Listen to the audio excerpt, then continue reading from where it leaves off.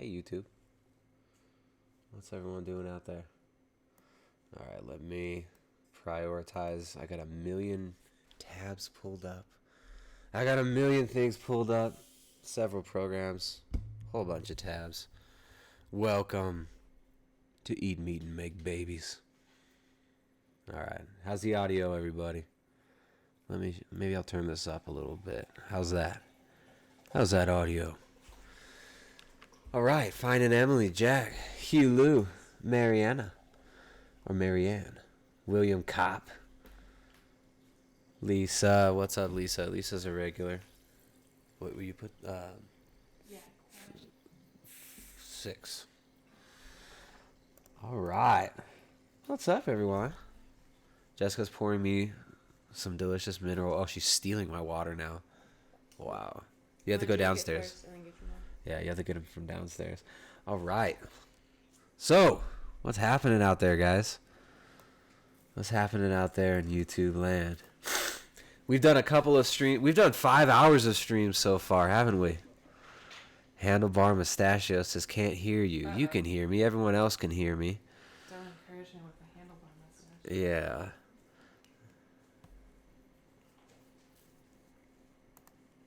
All right.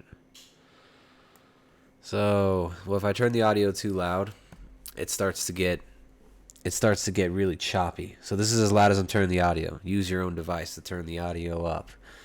It's called the volume gauge, the volume knob. All right. Handlebar Mustachio from the Redwood Coast of California. All right, Ruinator's asking if I've seen the video. This is the story of your enslavement. No, I've not seen it, nor have I heard of it. Gracias. Yuck.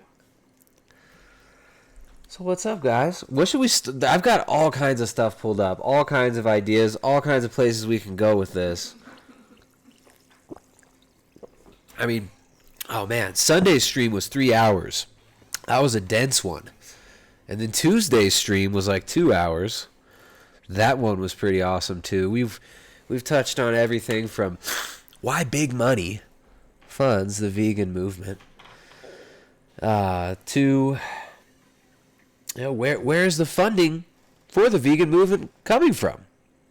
We demonstrated how Saudi royalty are putting money in this, how the Bill and Melinda Gates Foundation, how the IMF and World Bank are moving towards taxing meat to make it even more expensive.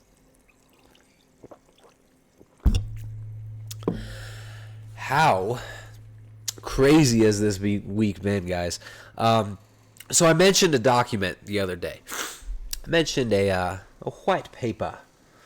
A white paper called The First Global Revolution by a group called the Club of Rome. So I've got it pulled up right here. You can find this in PDF form on the internets. You could also get it in print form. Through various outlets. I suggest just downloading it for free, printing it out, and giving this one a good read. Very, very fascinating historical document. I'm going to bring you guys through some of this and kind of show you some points from this. I guess I'll start the presentation with that. And, of course, I'll look out for interesting questions, comments, or even people to ban. Because I just love to use that ban hammer every once in a while.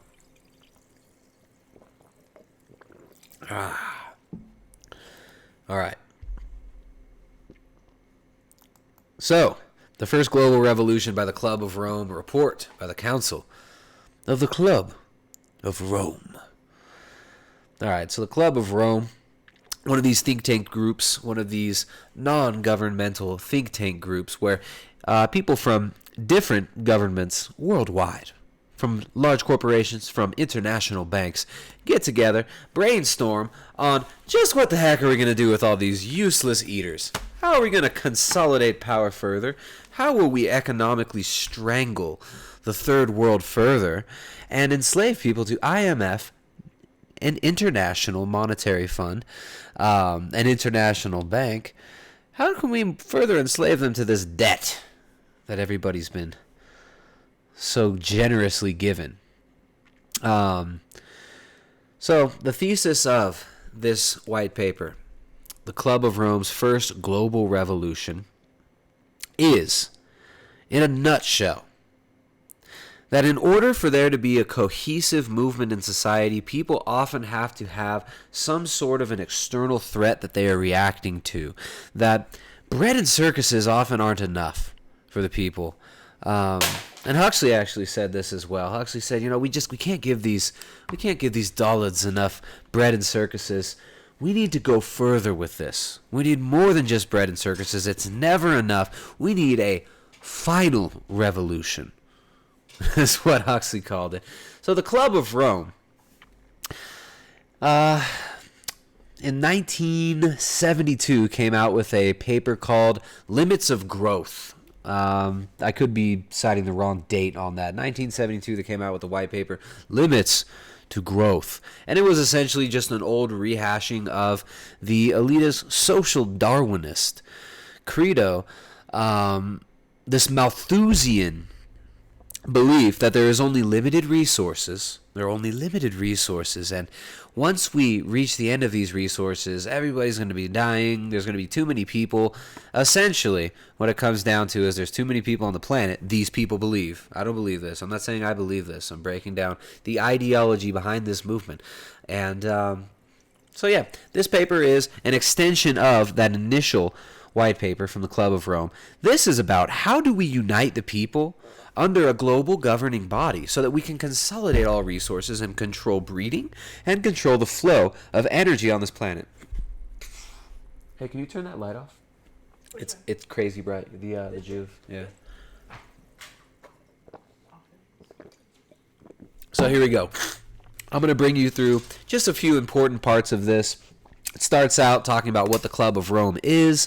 From the outset, the club's thinking has been governed by three related conceptual guidelines, adopting a global approach to the vast and complex problems of a world in which interdependence between nations within a single planetary system is constantly growing. Right? It's always coming back to this singular planetary system, global system. Global problems need global solutions. Okay, focusing on issues, policies, and options in a longer-term perspective. Sorry, I can't keep doing it in a British accent, only when applicable. Longer-term perspective than it is possible for governments which respond to the immediate concerns of an insufficiently informed constituency. All right, so the governments are too dumb to help out the dumbed-down masses because it's just not fast enough. We can't do it fast enough. All right, there's too much pushback when we try to do this in an overt way. So we're going to do it slowly and implement this on a more long-term scenario. Seeking a deeper understanding of the interactions within the tangle of contemporary problems, political, economic, social, cultural, psychological, technological, and environmental, for which the Club of Rome adopted the term, the world problématique. So the world problématique being the problems of the world that they want you to believe are the problems of the world so that these people can fix those so-called problems of the world. And what do you know? Just like the Huxleys, just like Charles Galton Darwin, just like Malthus, just like Bertrand Russell, just like all these other genocidal maniacs who've been informing the philosophical movements that have been pushing this agenda that is consolidating the food supply of this planet and giving us a degenerated, dumbed-down diet. What do you know? Guess what the biggest problem in the world is, according to the Club of Rome? Well, there's just too many people. There's too many people farting. We've got to tax those farts, like Bill Nye said. And your farts and your exhales are bad for the planet. All right, so let's go on. So yeah, it was 1972, the first publication's Limits to Growth. Blah, blah, blah. All right, so I'm going to skip forward. Let's come up here to page 8. So the Wheel of Humankind. The Wheel of Humankind. So you got humankind in the center, learning systems on the left, mass media on the right. Remember this, mass media, very, very important. At the bottom, we've got environment, we've got, of course, population growth, global food security, water availability, energy, values, religions, government and the capacity to govern, materials, new technologies. So here's the layout that the Club of Rome gives us. This is how the world works according to the Club of Rome, the wheel of humankind. All right. So the introduction, they talk about the world problematique. Oh, there's all these problems, too many people, pollution, so bad, people are so bad. First of all, I actually want to read this quote. So this is from Prince Philip, the Duke of Edinburgh. And of course, Prince Philip, I think it was Prince Philip, was he the one who said that if he could be reincarnated, if Prince Philip could be reincarnated, that he would come back as a virus to depopulate the human population? That, I believe that's a quote from him. All right, so he says, no generation has ever liked its prophets, least of all those who point out the consequences of bad judgment and lack of foresight. The Club of Rome can take pride in the fact that it has been unpopular for the last 20 years. I hope it will continue for many years to come to spell out the unpalatable facts and to unsettle the conscience of the smug and apathetic. All right, so there you go. Nice little statement from Prince Philip. Someone says Tristan doesn't look like himself when he wears shirts. So yeah, there's Prince Philip praising the Club of Rome. It's not popular because all of the dullards are pushing back. They don't understand that they're useless eaters. We need to depopulate them. We need to cull these masses. All right, so let's go down page 14. Got a couple things here I want to point out to you guys before we move on. All right, so here's a quote. The cult of sovereignty has become mankind's major religion. Its god demands human sacrifice. Arnold Toynbee. Ah, sovereignty, so overrated, right? Sovereignty, freedom, so overrated. So overrated. All right, so concern about the global environment is giving rise to a number of ad hoc inquiries at different levels, including at the heads of government. As yet such attempts are skirting the fundamental issues, it is hoped that common and universal action to combat such global problems will surmount interblock rivalry. So basically saying, look, we all agree on certain things. There's too many people. We can't brainwash them all. We can't keep them all under control. We need to find a way to keep the population growth down, especially now. Especially right now with mass communication. Very, very important. So, talk about how sovereignty is overrated. We don't need sovereignty. And I want to point you up here to the end of this paragraph. We should also underline the increasingly important role and greater effectiveness of national and international NGOs, non-governmental organizations in various fields. Because the NGO is the driving force of this. This is why you see people like Bill Gates with the Bill and Melinda Gates Foundation funding lab-grown meat, working with people like that Saudi prince the other day from the lifestyles of the rich and famous. That weird MTV clip we watched of just fawning over these mammon hoarders. All right. And so there we go. So let's move on a little bit. Let's jump down to well, actually, wait, there's one more part of this page. If you go down to the bottom here, the very concept of sovereignty proclaimed as sacrosanct by all governments has been challenged. Only partly because of the development of regional communities. Indeed, many smaller countries already have very little control over their own affairs because of decisions taken outside their territories, such as the establishment of commodity prices or interest rates, or due to economic policies modified to obtain IMF funding. Erosion of sovereignty may be a positive move towards the new global system for most countries, in which the nation-state will in all probability have diminishing significance. So, because we have the great International Monetary Fund that can tax us all for our breathing and make meat so expensive that we can't afford it, because we have these beautiful NGOs that can promote these things, governments are kind of irrelevant now. And this paper, this was published, I believe, in 1980. Oh, I forget. It was either 1991 or 1989 that this was actually published. So let's move on. Let's go down to page 70. We'll What's up, everyone? Let me jump in here and see if there's any questions. Vox says, well, I believe when people lived more in tune with natural laws, the population naturally controls itself. What are natural laws, Vox? How do you define natural laws? What is nature? What are natural laws? Because if you look at the ideology of the people that are putting this together, like the Duke of Edinburgh, like the Huxleys, T.H. Huxley, Julian Huxley, and Aldous Huxley, or H.G. Wells, who studied under T.H. Huxley. If you look at their ideology, they would define natural law as might makes right.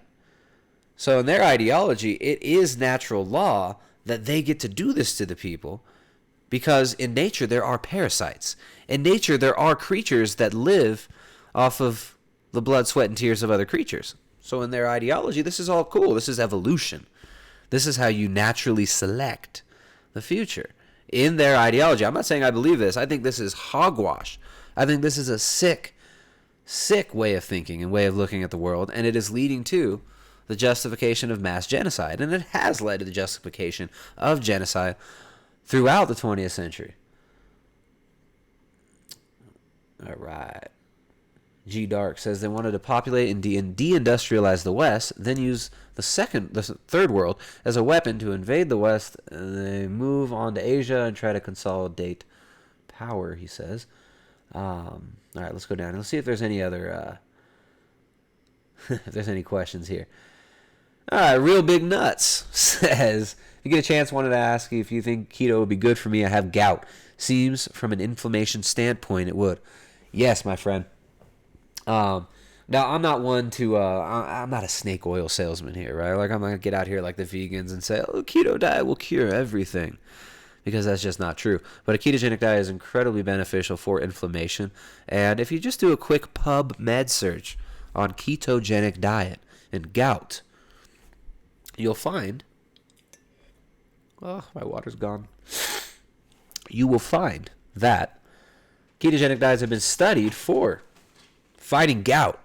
So yeah, I would definitely recommend using a low carbohydrate approach and reducing your inflammation, also correcting your circadian rhythm, getting out in the natural sunlight, getting natural sun as often as you can, and maybe even looking into like red light therapy, right? We like to use the Joovv, Joovv. If you check the link in the description down below, there is a link to a podcast we did about red light therapy with Scott from Joovv. So you might want to look into that as well.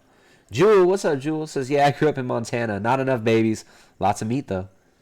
Here's what bothers me about vegan portrayals of factory farming. They only show the cattle being penned up before the slaughter. Exactly. It's about emotion.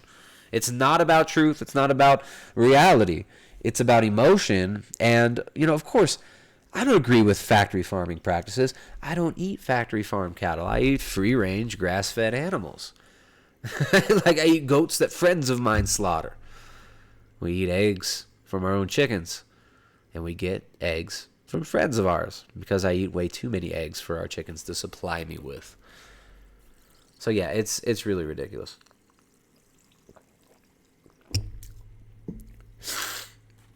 Paul, quoting Prince Philip, who was quoted at the beginning of this Club of Rome document, said, Prince Philip said, if I were reincarnated, I would wish to be returned to Earth as a killer virus to lower human population levels. Isn't that crazy? All right. Real Big Nuts says, thanks for answering. No worries. No worries. All right. Handlebar Mustachio says, David Rockefeller was one of the founders of the Club of Rome. And Orthodox Philosophy says, you and Jay Dyer are the truth. Yeah, I got to do a big shout out to Jay Dyer. He's got a great channel, and he's been putting out stuff for a long, long time. He takes more of a scholarly approach. And, you know, actually, I wouldn't have read certain books. You know, I mean, I would have shelled out the ducats to get, you know, books like this one, The Scientific Outlook by Bertrand Russell, had I not heard some of Jay's lectures and breakdowns of these books and the ridiculous things that were being said in there, and I just had to verify them for myself. But, yeah, you know, I definitely couldn't recommend highly enough Jay Dyer, who is a great dude, putting out great content out there and educating people on the reality of this. All right, Jeremy says, heard you on Grimerica. convinced me to start keto. Down 50 pounds, getting shredded now. Just wanted to say thanks. Life-changing podcast. Hey, thank you, my friend. That's awesome. Sydney Brown says, are you sick or just allergies? I'm not allowed to have a stuffy nose. No, I'm not sick. And you're on timeout now, just for being a trollish commenter. I love when people, I'll be doing a live stream or something. I might have like a stuffy nose or I'll sneeze or something. And the vegans like to jump off. Well, vegans never sneeze. Are you sick? Come on. You got questions? Throw the questions in there. All right, Rob V, what's up, dude? He says, all right, well, first of all, Going Gonzo says, Tristan, have you seen the company Memphis Meats? They claim they grow real meat without slaughter in a lab. Sounds crazy. Yeah, so the guy that we discussed on Sunday night, the Saudi prince, Prince Khalid, whose father has been accused by his ex-wife of being involved with like child trafficking, whose father owns 3% of Twitter, whose father is a multi-billionaire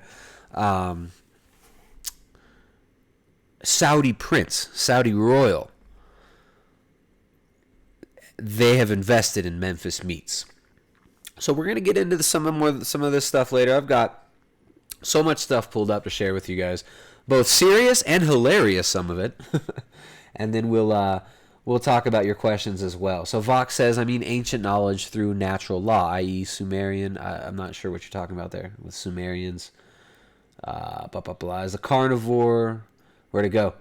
Is a carnivore diet good for women? It is heavy cream and nuts allowed. You need to be strong. The one world government comes from. All right. Is a carnivore diet good for women? I mean, look, there's no the carnivore diet, right? But nuts wouldn't be a part of a carnivore diet because as far as like a carnivorous diet is concerned, it would be eating from the animal kingdom. All right. So, I mean, you can look. There's people like Sean Baker, Dr. Sean Baker. Also, Amber O'Hearn, she's been doing a carnivorous diet for a long time. Some people do a carnivorous diet and include cream. Some people use cheese. Some people don't. Some people just do a carnivorous diet just on straight up meat. My version of a sort of carnivorous diet is meat, eggs, cheese, if I'm trying to gain weight. And you know what? The only plant-based food that I'll be eating when I do carnivore style, which is most of the time, is chocolate, 100% cacao. I'm a chocolateholic. I love it. Actually, chocolate is an incredible food that's very healthy for us. Lots of good saturated fats, which our body and brains need, giving us the beneficial dietary cholesterol that we turn into vitamin D. If we ever get out in the sun and away from our black mirrors that have us so hypnotized, and if we jump off the TV for a little bit, we can go to this place called the outdoors, and we can create vitamin D from sulfated cholesterol in our skin. Now, of course, you want to consult with your local member of the Club of Rome to see if it's sustainable for us to even be breathing outside, because we all know that our exhalations and our farts are really, really bad and need to be taxed, according to actor Bill Nye, the science guy we talked about on Tuesday. All right, so let's talk a little bit more about this Club of Rome document. Let's see. A few other comments here. One of my favorite YouTubers has a father diagnosed with cancer. Told him to check out keto and cancer. Hope he will. Sorry to hear that. Okay. All right, let's go back to this lovely book, The Club of Rome's First Global Revolution. So, talking about the major problems in the world. And, let's see, going back to page 70. So we need a common vision and a common enemy. The need for enemies seems to be a common historical factor. Some states have striven to overcome domestic failure and internal contradictions by blaming external enemies. The ploy of finding a scapegoat is as old as mankind itself. When things become too difficult at home, divert attention to adventure abroad. Bring the divided nation together to face an outside enemy, either a real one or else one invented for the purpose. With the disappearance of the traditional enemy, the temptation is to use religious or ethnic minorities as scapegoats, especially those whose differences from the majority are disturbing. Can we live without enemies?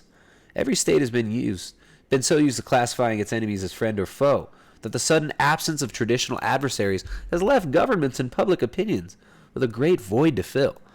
So it's like, it's a problem that there's not enough problems. So there's the problem. There's not enough problems in the world to justify consolidation of resources, power, and control. We've got to scare the shit out of these people so that they will give us power, resources, and control. Okay, so the new enemies are different in their nature and location, but they are no less real. They threaten the whole human race, and their names are pollution, water shortage, famine, malnutrition, illiteracy, unemployment. Ooh, dangerous, dangerous enemies there.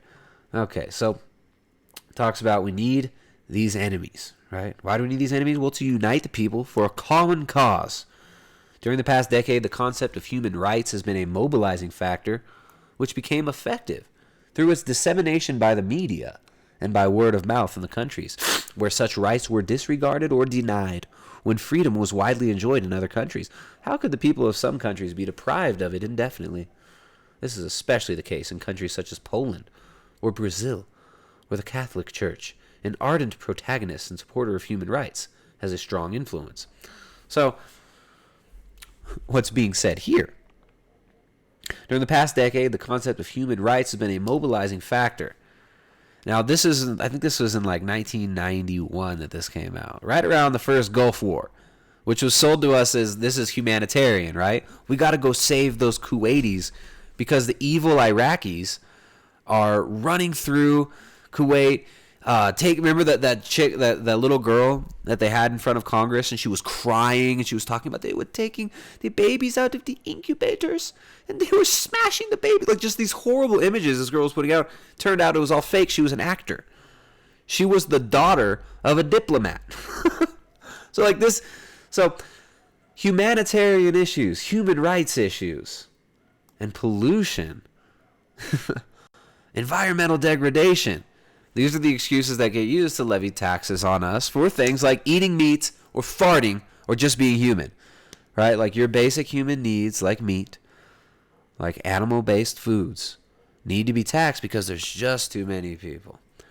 All right, so let's go on. It talks about how democracy is overrated, what sort of democracy is required today and for what purpose. Old democracies function reasonably well, but it's not so great anymore. And then let's go on to page 72. So basically, it's like democracy is just not enough for global government. It can't recognize everything, and it's unaware of its own limits. So what are we going to do? I mean, it's just not enough to face the problems that we need to invent to unite the people. Next page. Let's see. Page 73. I'm talking about how kind of the decentralized nature of global governance. People and nations are beginning to agree to take steps together. However, they are carefully avoiding to agree on why they are agreeing. They are reaching a consensus by practical procedures rather than by the formal voting of governmental representatives. So, talking about how the nature of global governments is going to be supra-governmental, right? Like you get this stuff done using NGOs, through big money interests, through big corporate interests that are above governments and that transcend governmental boundaries. So the problem of governments existing and nations being able to decide their own fate needs to be overridden through NGOs like the Bill and Melinda Gates Foundation, Rockefeller Foundation, Carnegie Foundation, think tanks like the Club of Rome, the Council on Foreign Relations, the Royal Institute for International Affairs. These are just some of these. The Rand Corporation. These are just some of these think tanks and NGOs that operate kind of above the law and above governments. That many people don't even know these things exist. All right. So, let's see here. Okay, so it goes on. In the present situation of the world, a lack of identification of the people with the processes of decision-making is expressed in the form of indifference, skepticism, or outright rejection of governments and political parties, which are seen as having little control over the problems of our times. These attitudes are clearly indicated by a decreasing rate of participation in elections. And then here's the doozy, guys. Here's where it all gets brought home. Here on page 75. The common enemy of humanity is man, it says. In searching for a common enemy against whom we can unite, we came up with the idea that pollution, the threat of global warming, water shortages, famine, and the like would fit the bill. In their totality and their interactions, these phenomena do constitute a common threat which must be confronted by everyone together. But in designating these dangers as the enemy, we fall into the trap, which we have already warned readers about, namely mistaking symptoms for causes. All these dangers are caused by human intervention in natural processes. So humans aren't natural, apparently. They don't even define what natural processes are in this, right? Like, what is natural? Okay. All these dangers, and I'm quoting here, this is straight from this white paper from the Club of Rome. All these dangers are caused by human interventions in natural processes, and it is only through changed attitudes and behavior that they can be overcome. The real enemy, then, is humanity itself. Whoa there. All right, humanity itself. Strange. So why is humanity itself got to be the enemy here?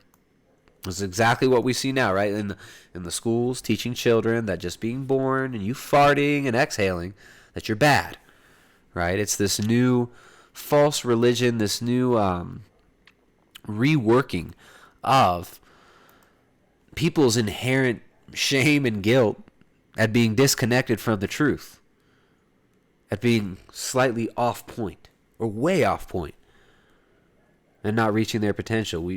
It's really easy to instill guilt and shame in people. And this new global religion that's being pushed on everybody is effectively leveraging that natural inclination for us to strive for perfection, and leveraging that guilt and shame and putting a false layer on top of that, and making us despise ourselves and basically turning us into our own enemy. Sit right here in this document. Interesting, right? Okay. So, I mean, this is a pretty long paper. Highly suggest it. Everybody download this and read it. Very, very interesting. And it goes on to talk about some of the problems that we need to fix. There's rich people and poor people. We need to make everybody have all the same of everything, right? We can't have any inequality. It's like if my neighbor's got a nicer car than me, like, that's not okay.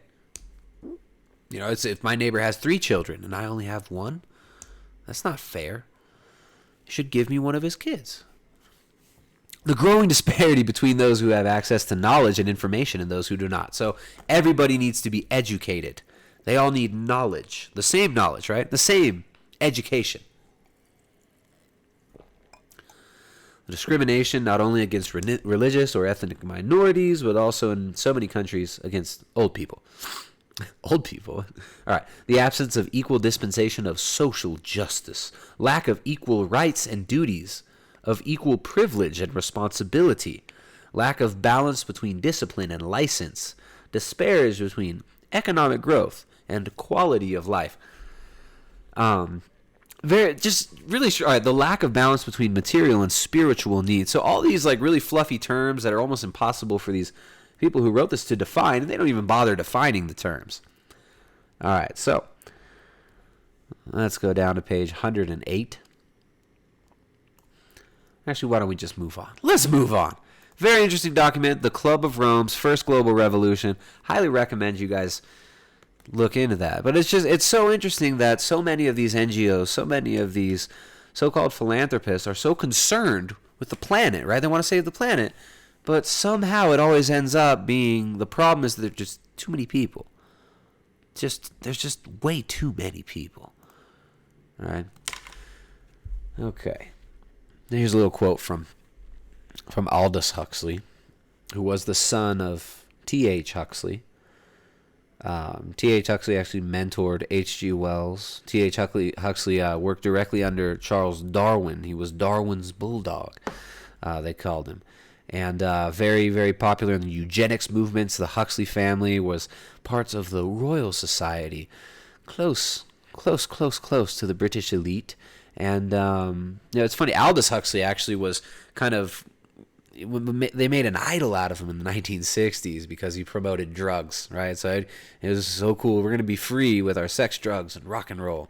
So he said, there will be in the next generation or so a pharmacological method of making people love their servitude and producing dictatorship without tears, so to speak, producing a kind of painless concentration camp for entire society so that people will, in fact, have their liberties taken away from them, but will rather enjoy it because they will be distracted from any desire to rebel by propaganda or brainwashing enhanced by pharmacological methods.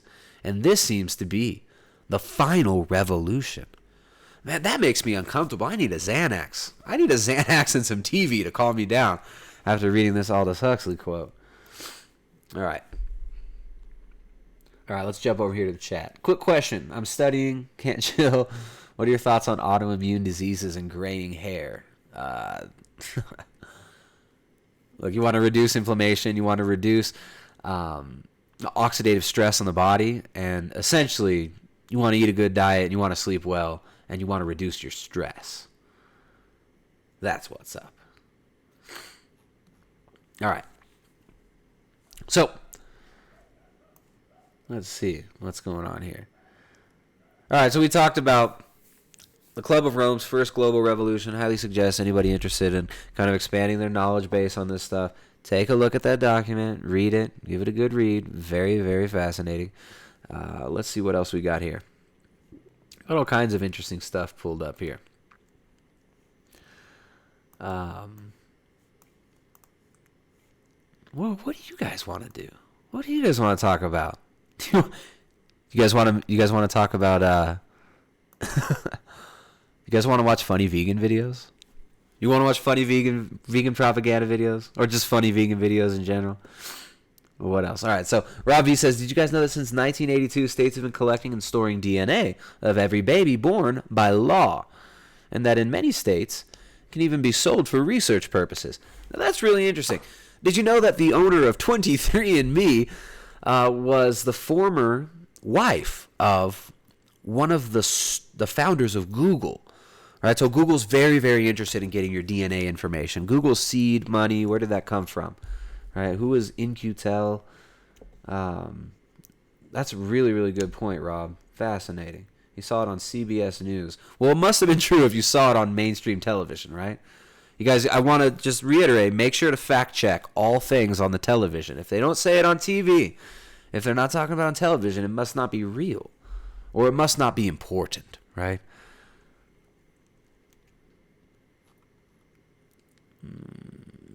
All right. Ariana says, dude, I don't understand how to lose weight without backing myself in a caloric deficit wall. Help. Well, all right. Ariana Gold. That's a great name. My daughter's name is Ariana. G Dark says DARPA. Exactly. DARPA is where Google came from. So 23andMe, the woman who runs 23andMe, who started 23andMe, was married to one of the founders of Google, and her sister is the head of YouTube. Her sister runs YouTube. Totally, nothing to see there. Don't worry about it. So, yeah, Ariana, you want to lose weight without backing yourself in a caloric deficit wall. What do you mean by a caloric deficit wall? Like, what do you mean by that? So, I mean, if you're going to lose body fat, technically a caloric deficit means you're losing body fat. How do you define a caloric deficit? A caloric deficit is defined by, when you know you're in a caloric deficit, when you're losing body fat. Going gonzo's, I'll talk about that in a minute. But, yeah, you can't lose body fat without being in a so-called caloric deficit. That is the very definition of a caloric deficit, is that you're losing fat, that you're losing weight. All right, so of course you don't want to starve yourself. You don't want to starve yourself and make yourself burn lean muscle tissue. The most important part of losing body fat is getting enough protein. So the cornerstone of your meals, whether you're on a carbohydrate-based diet or a fat-based diet where fat is your energy source, no matter what type of diet you're on, if you're trying to lose weight, we've got minimum protein requirements. We need protein.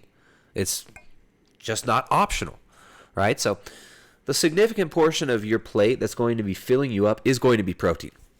Now, that doesn't mean you overeat protein. A lot of people who are recommending ketogenic diets will tell you that you got to limit your protein. But I'll tell you right now, straight up, it's very, very difficult to go beyond how much protein you need. To go beyond, not how much you need, but it's very, very difficult to get so-called too much protein. So get enough protein, about 0.7, 0.8 grams per pound of your desired lean body mass is sufficient. Fat is the energy source, and carbs stay low. So you're going to keep those carbs really, really low. You're going to get adapted to that keto diet. In the beginning, it's better to give yourself more dietary fat while you're adapting to the diet so that you're not feeling super hungry, right? So get enough protein, about 0.8 grams per pound of your desired lean body mass. Fat is the energy source. That fat can come from your plate or from your body, and that's just how simple it is. From the plate or from your body, if you eat more fat, you'll burn less body fat. But you don't want to eat no fat, right? You got to eat some fat. Every single protein source in nature is going to have fat with it, right? Now, these processed, vegan protein powders, Soylent protein powders that the dysgenic soy boy people are trying to feed you is not going to give you sufficient fats. But if you're eating a steak, if you're eating eggs, you're getting fats with that. So focus on getting a decent amount of protein in there, and that'll stave off your hunger. That'll keep you not hungry, and you can burn that body fat. But just don't overcomplicate it. I made a video called Don't Overcomplicate It. Look up that. Look up Overcomplicate on my YouTube channel. Lots of people tend to overcomplicate this stuff. All right, what else, guys? I'm going to come back up here. Vlad, would you like to do an appearance on a live show called The Public Space with J.F. Gariepi? I can let him know if you're interested to talk about this and keto. Yeah, sure, man. Like, I'm down to do other people's shows. Like if they're cool, especially if they have interesting things to say or talk about. I like good banter. It's hard to find good guests to come on here, man. People in my niche are just bore the shit out of me. It's like all the same stuff. All right.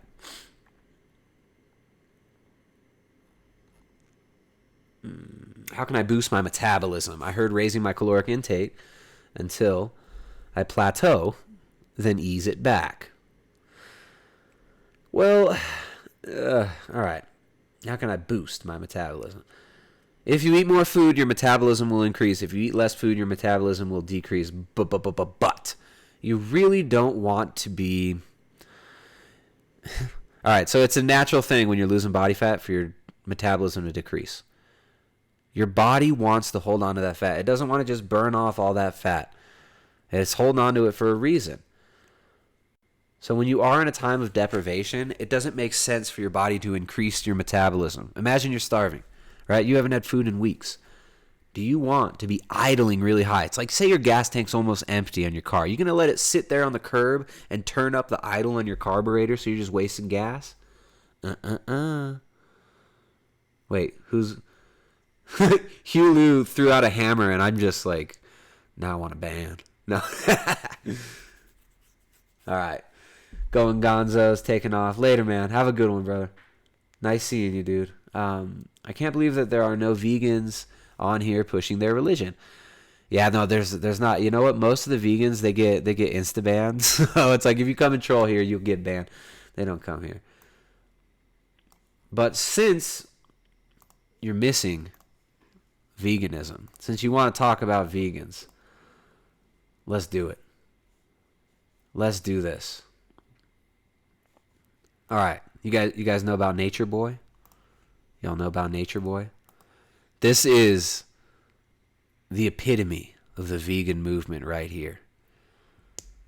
So Nature Boy has taken it one step further than a lot of other vegan YouTubers, and he's actually turned this into a legitimate cult where his cult members will prostrate before him, will like bow to him, give them all their money, all of their possessions. This guy is like Jim Jones level cult leader. Here we go, Nature Boy. Where do we start? Let's start with this one. Here he is. This is the vegan Ubermensch, everybody. I hate money. We don't need money. We need morals. We need principles. That should be our commerce. Our principles and morals should be our commerce. I hate that we need some third party for us to have morals. And then that third party makes people lazy, immoral. Don't have to be moral if you have money, because money is your power, not your moral.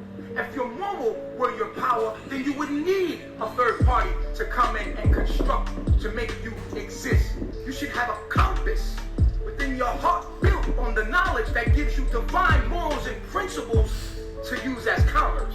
Love thy neighbor as you love yourself should be the commerce. Greed, no. Greed is a sin. Gluttony, sin. Lustful to the wrong things. All right, spitting the truth. Let's go a little bit further. So there, he doesn't need money. But let's see this. To tell you what's going on. Out of Belize, any kind of money that you can send, or any kind of energy, should I say, to help us out, like helping us out, sending us any kind of money that you can send, or any kind of energy, should I say, that you can send. I appreciate you. I appreciate you a lot. and it should come right back to you. The way it works is, if you give that, it should come back to you if you watch, because you gave it to something that's powerful. Now, whatever you gave, you should be getting it back like tenfold. Like, you should be getting it back. It should come right. Yeah. He hates money, but can you guys please send him all your money? Back to you. That's how it works. Like, whatever you give to this cause that we're doing as far as the Christ conscious and our movement, and whatever you give, that's probably coming right back to you. So be on the lookout. It's an amazing thing how it bounces right back. Yeah. So just so you guys know, if you guys want to give money to Nature Boy, it'll come right back to you, and we'll probably even get more. Let's move on. Let's learn about supreme mathematics. And when I was changing my diet, I was transitioning. There was a lot that I didn't know because I was going off of a feeling. I just looked in my backyard and I saw that all the men in my family died first. I saw that all the men in my family died for the women. And I didn't want that to be my end. I did not want to go out like that. So as I looked in my backyard and I saw that, I figured, what am I going to do? I said, I see diabetes, heart disease, cancer, all things you can prevent by what you eat. So what I did was... So definitely true there, right? It's like diabetes, heart disease, cancer. These are all things that are influenced by diet, but far more than just diet, right? Like, we've got so many other things going on other than just diet. It's not just, oh, you're eating meat and this is what causes cancer. Let's see where they go with this. I made a chart, and this chart, I used to pull on some of our ancestral energy, like Imhotep. Pulled on his ancestral energy from Imhotep. Wow. All right. Let's just take a minute and just admire the ancestors of Imhotep and the ancestral energy. I also really, really cool how N8 Dagger 666 has this picture, and it's so similar, like Nature Boy's little logo down there, and then N8 DAGR. I love the angle that the camera's looking up at. It's almost like it's it's like you're bowing to them. It's like you're down below them looking up. Or perhaps it's from a feminine point of view, and you're, what's right off camera? What do you look? All right, little suggestive imagery there for the future members of the cult. First multi their ancestral energy. Someone says, I don't need your ancestral energy, but could use some of your evil money. Genius ever. He made the step pyramid. So what I did was I mocked the step pyramid from Imhotep, but I used it in nutrition. And Master Teacher, I think you're gonna love this. Now, what I found that the bottom rung, and this is the biggest step. The biggest step is savagery. Savagery, I call it savagery because people who eat any and every food, this is somebody with a low consciousness. This is a savage. And I don't mean it as disrespectful. I just mean it to describe the way that you eat, to describe the eating style. And above from savage, I got vegetarian. Now, when we went to vegetarian, as soon as we go into vegetarian, we start to see what unanimously we can say is genius. We can see Plato. We can see even Einstein. We can see, who else? Da Vinci.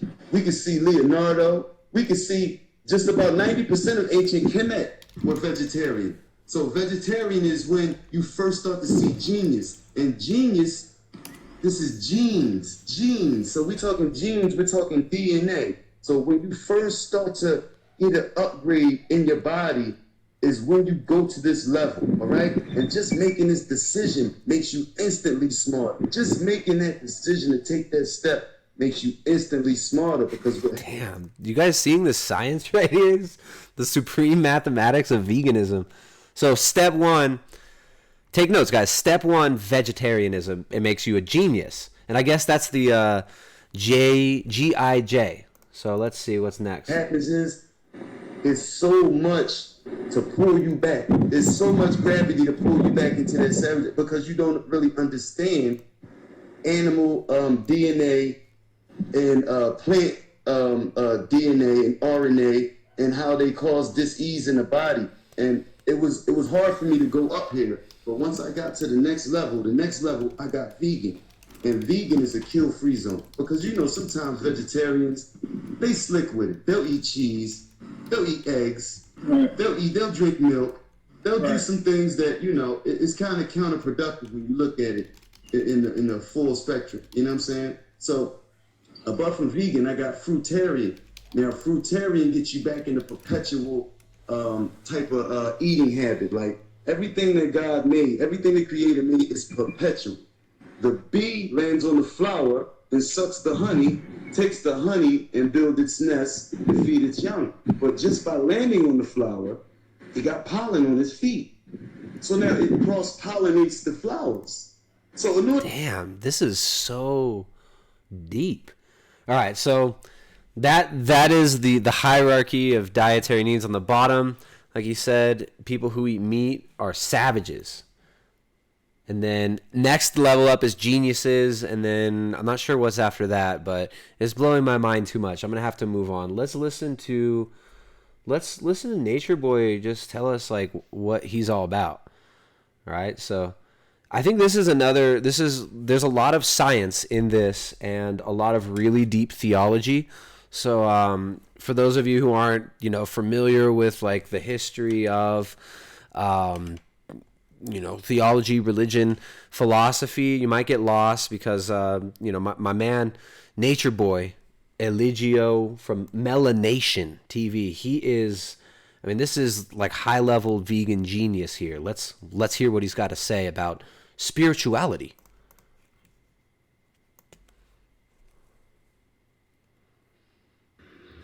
Right now, it's very important that we understand this, and I want to say this clearly because I don't think people truly understand what's going on here, and that's okay because I'm here to teach you. And so I put this list of teachers out as proclaimers of the kingdom, and all of these teachers would play as in the Bible as John the Baptist leading you to me.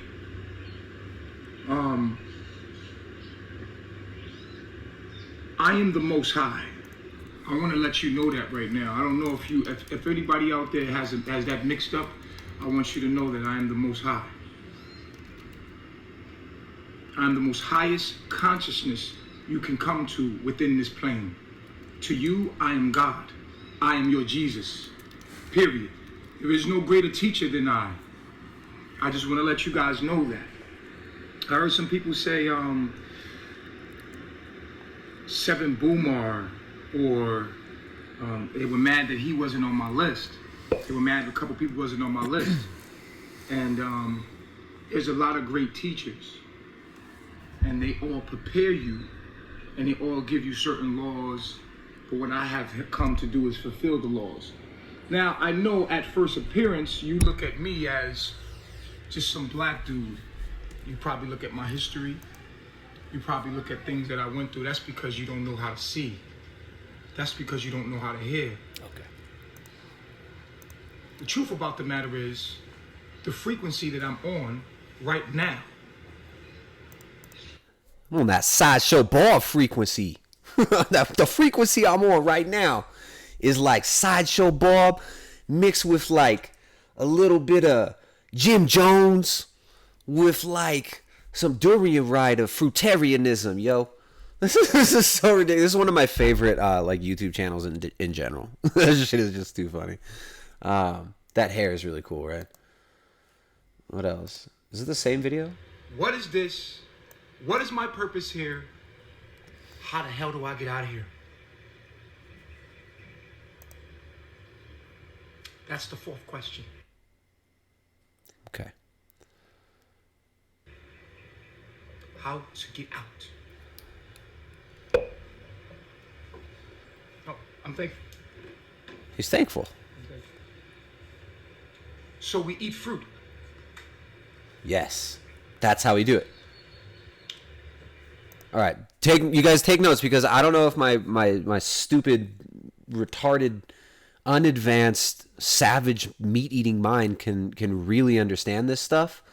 So first of all, apparently he's God, and he's come to fulfill the law. Like he's taking all this. He's taking.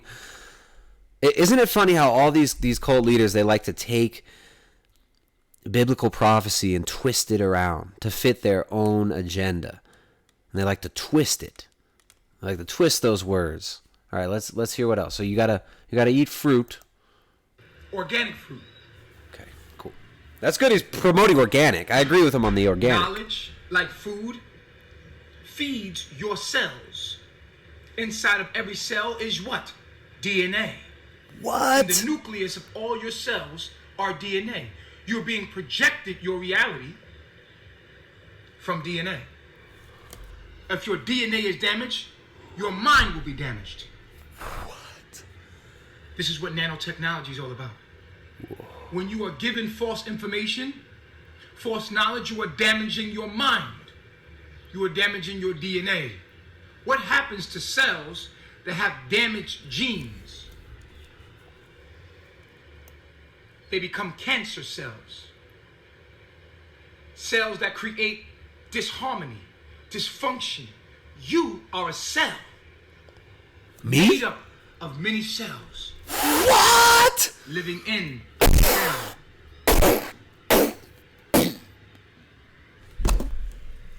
You are living in your own mind, which is a cell. What? This earth realm, people ask, Nature Boy, what is the shape? Yeah. What is the shape of this earth? Please tell me it's penis shaped. I tell them bad. Is it shaped like your hair? Shapes have importance because of their function. Yeah. So if you want to understand the shape of this plane, Yeah. you must understand the shape of your mind. Because this plane is a figment of your imagination. Damn, it's all a figment of our imagination except him, because he's God, right? All right. I dig it. All right. What else? There's another one. Is it the same video? I want to tell you that I am the Most High. If there was a second coming of Christ, I would be that. I'm the most highest consciousness you will reach as you come here. Through my knowledge, you're able to leave here. There is no greater teacher than I. I posted something recently, and Okay. There's Nature Boy, guys.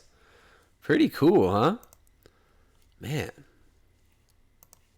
All right. So there's veganism's not a cult. It just spawns all sorts of weird weird little cults. All right, what's going on here? Let me find the chat here. This is just getting ridiculous. I went too far down the YouTube craziness rabbit hole, guys. I think I've gone too far. I mean, that guy's claiming he's God. How crazy is that? No, but what's wild is like anybody can get on the internet and just create their little cult now. And yeah, he has 70,000 subscribers. There's a lot of people that give up all their possessions and they go live with him. They want it back. You guys want more? You guys want more? Here, the most important Nature Boy clips I consolidated in this inspirational trailer for the upcoming film Vegan Revolution, the final solution to the human question. Could you be a full-time vegan? No meat or animal-derived foods like eggs or milk mean that a vegan's diet consists of just fruit, vegetables, grains, and nuts. It's amazing to see how much this cow loves being caressed after a rough start in life.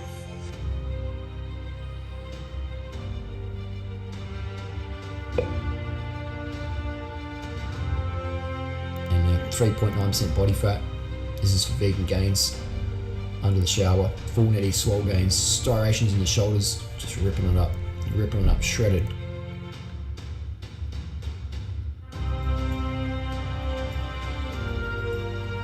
I would be up for like 3 days on crack and then wake up like, let's go get some wheatgrass, and my man would be like, motherfucker, you need a straight jacket. This is great. Here's the best clip. This is one of my favorite clips of Nature Boy. Here we go. Fully topless with leaves on their nipples. This is how silly humanity is. This is very, very important. Nipples are nipples. Nipples need to be understood. Nipples need to be actually understood and actually broken the spell of us being ashamed. Y'all get even. Yeah, aesthetically even. Y'all come over this way a little bit. There you go. If intercourse is communication between a group or individuals. You like that? So he starts talking. Intercourse is communication between a group or individuals. He's constantly using these NLP techniques. And you look at any cult leader, you study any of these cult leaders like Jim Jones, stuff like that. They always come up with all sorts of rules. Like nobody else is allowed to be sexually active within the cult except for the leader of the cult. Right, so Nature Boy himself, like everybody else, probably has to be celibate, except for him. And of course, as he says here, sex is communication between individuals or a group. He likes to drop that NLP in there every once in a while. Between groups. Here you go. And what is sexual intercourse? This way a little bit. There you go. If intercourse is communication between a group or individuals, preferably a group. Sexual intercourse. So sexual intercourse, just like when you eat food, you're having intercourse with the food you eat. We are immortal beings. The sperm comes inside of the body and is treated as a foreign entity. When fruit enters the mouth, it's natural. It breaks down and the body accepts it. When sperm enters the body immediately rejects the sperm. You have to be vibrating at a low frequency to get pregnant. That's why when you become vegan or fruitarian, the sperm cell rate goes down. The body's becomes more alkaline, so the immune system gets more stronger, making it harder for you to get pregnant. Take notes. So if the male is fruitarian, his sperm cell count, his libido even slows down. He's not horny like that. He's not really in his animalistic reptilian brain. He's activated his plant self. He's become the tree. He's become the plant. His higher self. And his higher self, sperm cell rates come down. All of the trees and all of the plant life are immortal and asexual. Fact. If I gotta put somebody in check, last night it happened. Guy comes on a city bike, almost smashes the bike into me. I jump out the way and push him so he don't hit me. And he's like, yo, asshole. And I say, what, motherfucker? What the fuck is it? And he's like, yo, man, my bad. No problem, boy. Hey, man, no problem.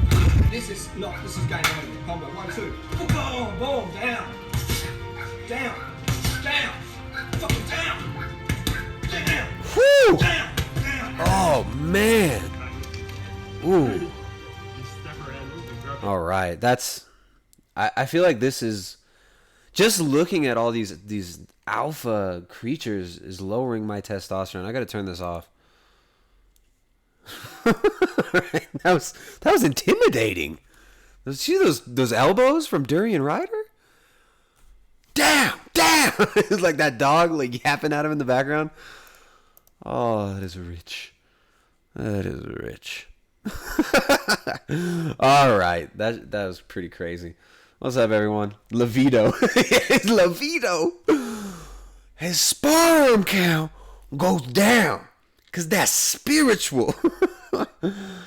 So, I mean, look, people who say that veganism is a religion, you guys are just haters. Can you really go too far down the YouTube rabbit hole, says Rob V. I don't know, man. I don't think so. Melanation is pretty deep down the YouTube rabbit hole. You know, the way that I found out about Melanation, about Nature Boy, is their little cult tried to set up something in this area that I live.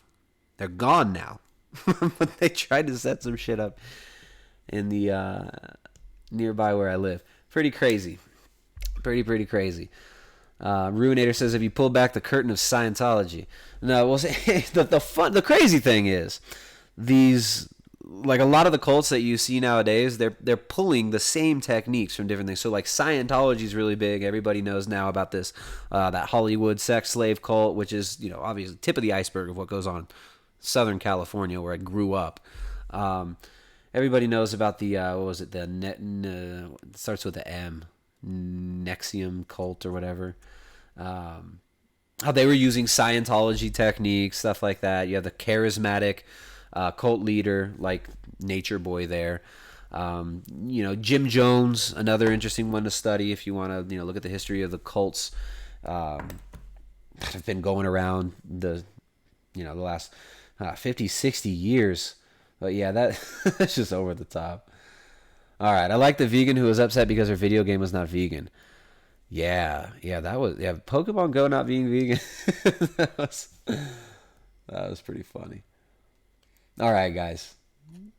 So we started out pretty heavy going into the first global revolution and the forced restriction of meat, which obviously we're against. The programming that tells us that having kids is bad, that having babies is bad, that procreating, having families, having strong families. These are looked on as negative things, right? We've been programmed to think that, oh, if I have babies, I'm not gonna be able to be selfish anymore. But then at the same time, people are told that having babies is selfish, right? Having babies is bad. It's bad for the earth because they're going to create so much carbon. There's so much propaganda out there, everybody. There's so much nonsense being pushed. We can laugh at some of it. Some of it gets ridiculous. And, laughing at Melanation over here and the Ubermensch Melanation TV with Nature Boy. It's a good laugh and it's funny and whatnot, but I mean, there's people really get sucked into this stuff, right? Like you see those ladies in the background with leaves over their nipples. Nipples are nipples.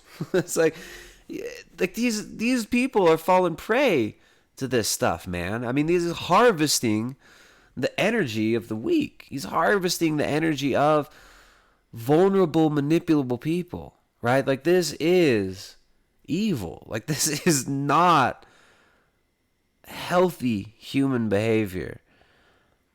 All right, so the world might be going crazy, but we don't have to go with it, guys. Eat meat and make babies.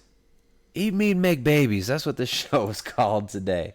That's what the last 3 shows have been called. Eat meat, make babies. Marianne says, how come YouTube hasn't banned Nature Boy? and his lettuce-nippled concubines. Lettuce-nippled concubines. It's crazy, right? Like, why aren't these vegan channels? I'll get demonetized today for sure. My video from the other day, the live chat's not even available and it's demonetized still. I mean, I don't even think I said any swear words in that video. You lose cracking up. Crazy. All right, eat meat, make babies, guys. So, let's see if there's any questions here. We just got people laughing about nipples. Try to find a vegan with brightly colored hair. They're usually hardcore. Not sure what that means.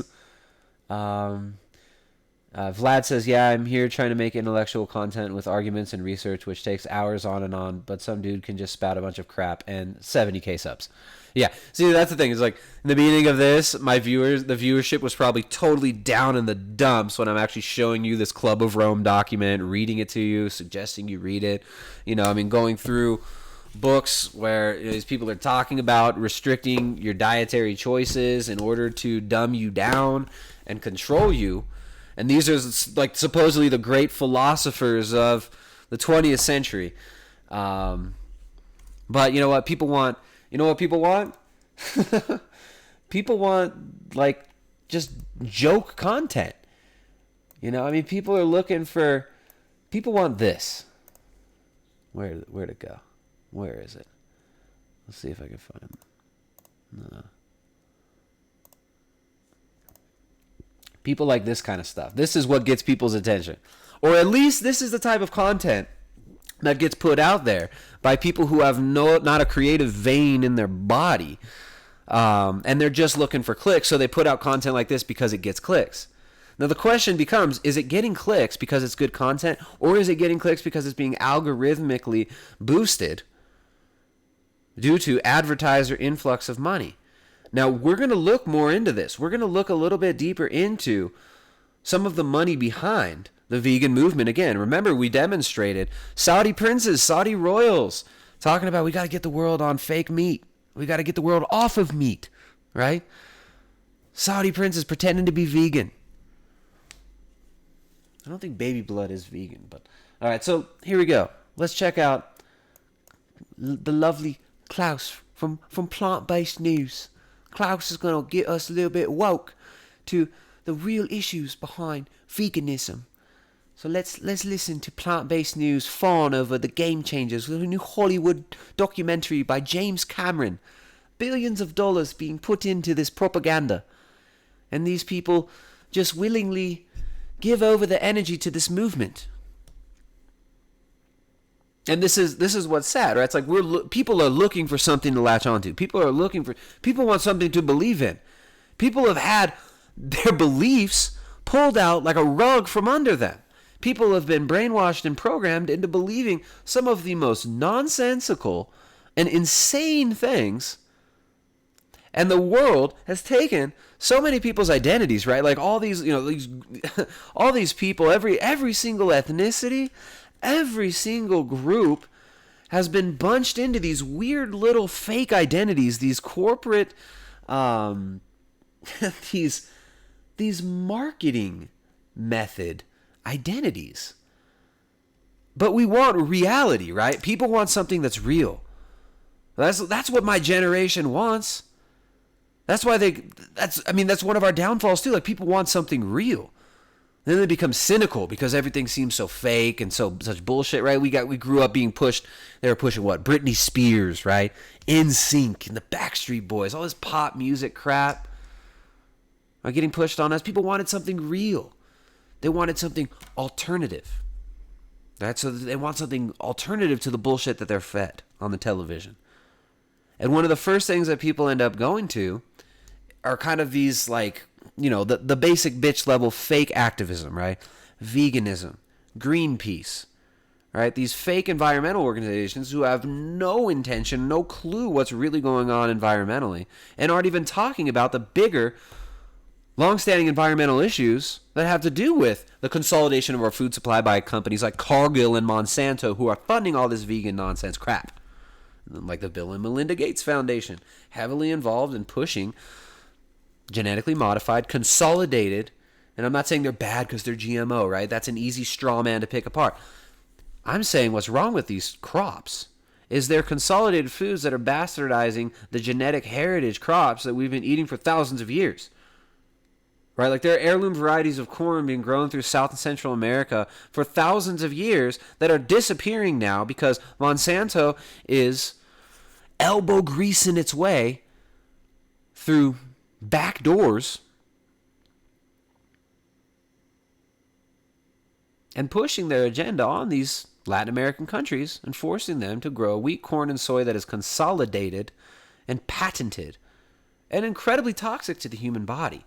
This goes far beyond just, oh, you eat meat or you don't eat meat, right? I could care less what you want to eat. You want to be a fruitarian? That's freaking awesome. The issue is the grand narrative that's being pushed and the forcing of people to stop eating meat. I mean, there is an open agenda to stop people from eating meat that's being funded by billionaire so-called philanthropists. So let's check out the Game Changers documentary. The Game Changers, this is James Cameron, big Hollywood director, producer. The guy behind Titanic is making a vegan propaganda video all about how if you, look at this, armed with the truth too, right? There's like just empty slogans. What's with the slogans? The sloganeering. Let's check this out, guys. This is the type of content that makes me cringe.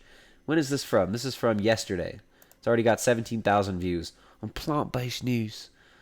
Plant-based news. Hard-hitting journalism from plant-based news. Let's watch this, guys. Many people still think brute strength comes from eating protein, specifically meat protein. But a new documentary is turning the spotlight on the benefits of an all-plant diet and how adopting it can push you past previous limits. That doc is called The Game Changers. There's one great scene in there with a urologist named Aaron Spitzin. They have these 3 young athletes and they feed them a plant-based meal. And then they measure at night how frequently and how hard their erections are. Can I just say that man, like just looking at that face makes me want to go vegan right now. Like I might delete every video I've ever made and go vegan right now. Just look at that. That is the face of virility. I feel like looking at him increases my sperm count. And then they do a meat-based meal and do the same thing. And they found they had 300 to 500% more frequent erections. They had 300 to 500% more frequent erections. Well, all right, that's probably a biased study because you probably showed this guy's face, which would give anybody an erection instantly. All right, let's go back. Let's listen to this. Is so ridiculous. This is Dean Ornish. All right, so Dean Ornish is very, very, very popular guy. Look at here's him with wholesome family celebrity Ellen DeGeneres. Dean Ornish and Ellen.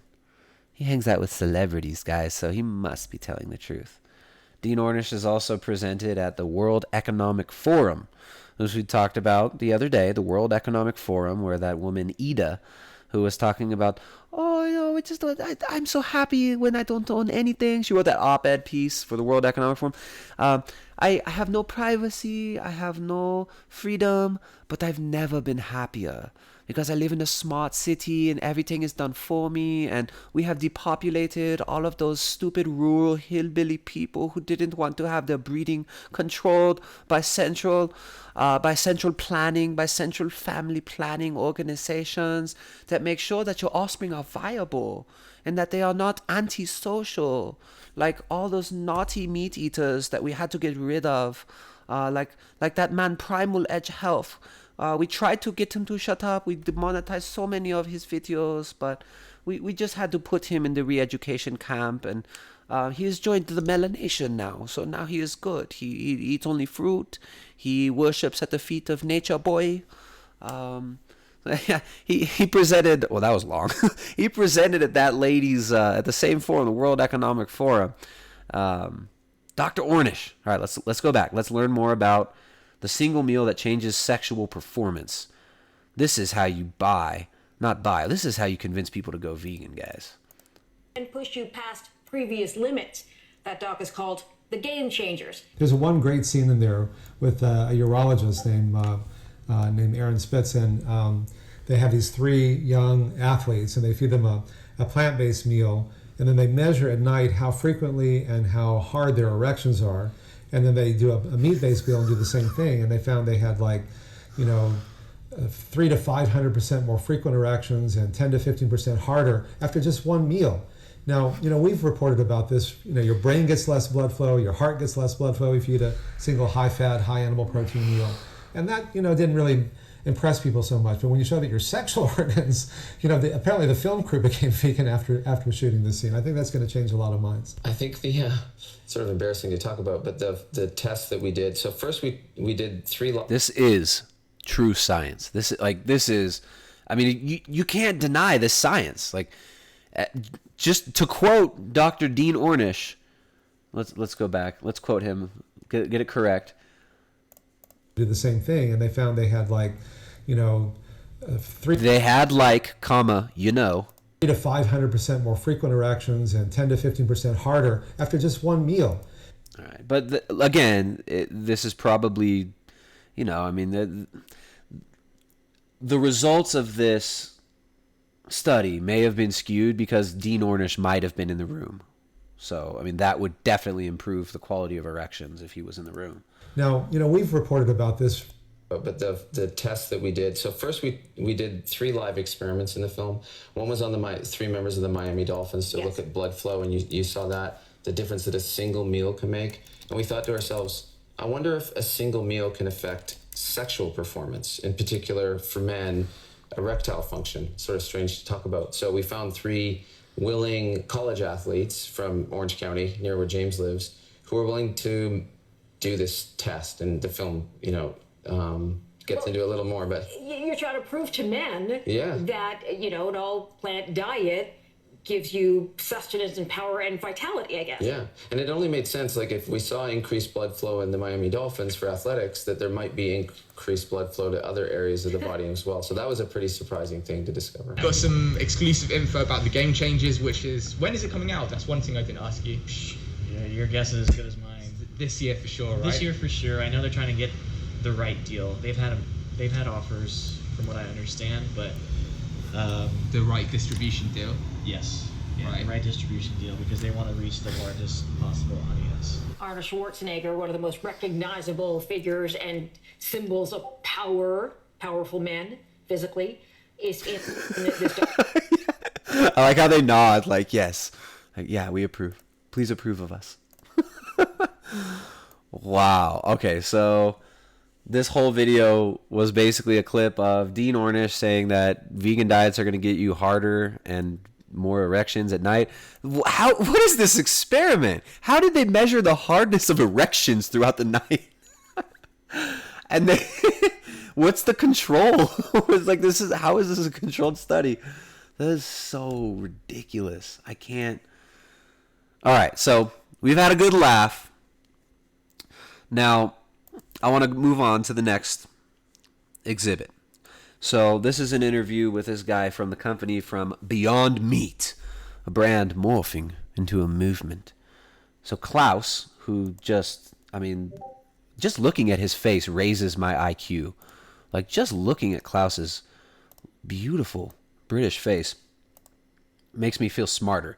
Let's hear what's going on with Beyond Meat, and then I'll show you guys where the money's coming from for this company Beyond Meat, other than Prince Khalid, the Saudi prince that we talked about the other day, whose father was jailed for corruption in Saudi Arabia but bought his way out for something like $6 million, and whose ex-wife accused him of child trafficking. I don't know if that's true. That's just, there's articles online, supposedly his ex-wife accused him of child trafficking, but these are the people behind the funding for the lovely vegan movement. We met 18 months ago. I was really grateful that you let me speak to you then. Of course. Since then, you've literally done so much with Beyond Meat. Thank you. If you had to pinpoint one kind of bit of progress that really stands out to you, what would it be? I think the one of the things we really look at as a point of transition in the business is gaining entry into the meat case. And so while that was something that we've been working on for many, many years, it finally happened in 2016, and that propelled us, I think, onto a national stage in terms of the mainstream consumer. And so we went from Whole Foods and into a lot of conventional grocers, and more recently Target. Target. But all right, so the major retailers he first mentions, Whole Foods, which is Amazon. You guys got to understand, Whole Foods is Amazon now. Jeff Bezos from Amazon recently bought the Washington Post, this like old propaganda outlet, and he did that after, I think, was it 600 million? Was it 500 million or 600 million? Amazon does the cloud hosting for the Central Intelligence Agency of the United States of America. So, because freedom. So Amazon does cloud hosting for the CIA, does cloud server hosting for the CIA. They were awarded a $500 million contract. Then within months, Jeff Bezos bought the Washington Post. So it's like government money is going to Amazon, which then buys the Washington Post, which then buys Whole Foods, the biggest organic brand in the world, right? Like, regardless of if you ever liked Whole Foods, I was never a fan of Whole Foods. I always suggest the best place to shop is whoever is competing with Whole Foods in your area. Shop there. You live in the U.S. But yeah, Whole Foods was bought out by Amazon. So Jeff Bezos and Amazon now own Whole Foods. So I mentioned Whole Foods and Target, which, if you look into the associations of where Target, the other shady things that Target is involved in, very, very fascinating stuff. So let's keep going. Statistic that I am really excited about is one where when we got into the meat case, we thought, okay, let's get in there, let's see if we can represent plant-based meat well. Let's see if we can not get thrown out, things like that. And in Southern California, in one of the largest conventional retailers in the country, their Southern California district, we are now the #1 selling patty in the meat case. So ahead of Angus, ahead of 80/20 beef, ahead of turkey, ahead of chicken patties. That's by unit, not by weight yet. But to have that level of interest in the products in the meat case itself this soon was really exciting. Are you ahead of targets? We are, yeah. But to go from just trying to be the new kid on the block to all of a sudden having a leadership position in the meat case in terms of patties, that was really a momentous event for us. Now you've got into the meat aisle, as you said. Have you got exclusivity on that? And if not, are you worried that you've kind of done the hard work and then your competition will, for example, follow? Is that something in your mind? Exclusivity? Do you have exclusivity in that? All right, so here's Klaus fawning over Beyond Meat. So let's go to Beyond Meat's website. We got Beyond Meat. Sign up for our newsletter. Here we go. Soylent Meat. Let's read about them. Our vision. Let's see what these people are all about, guys.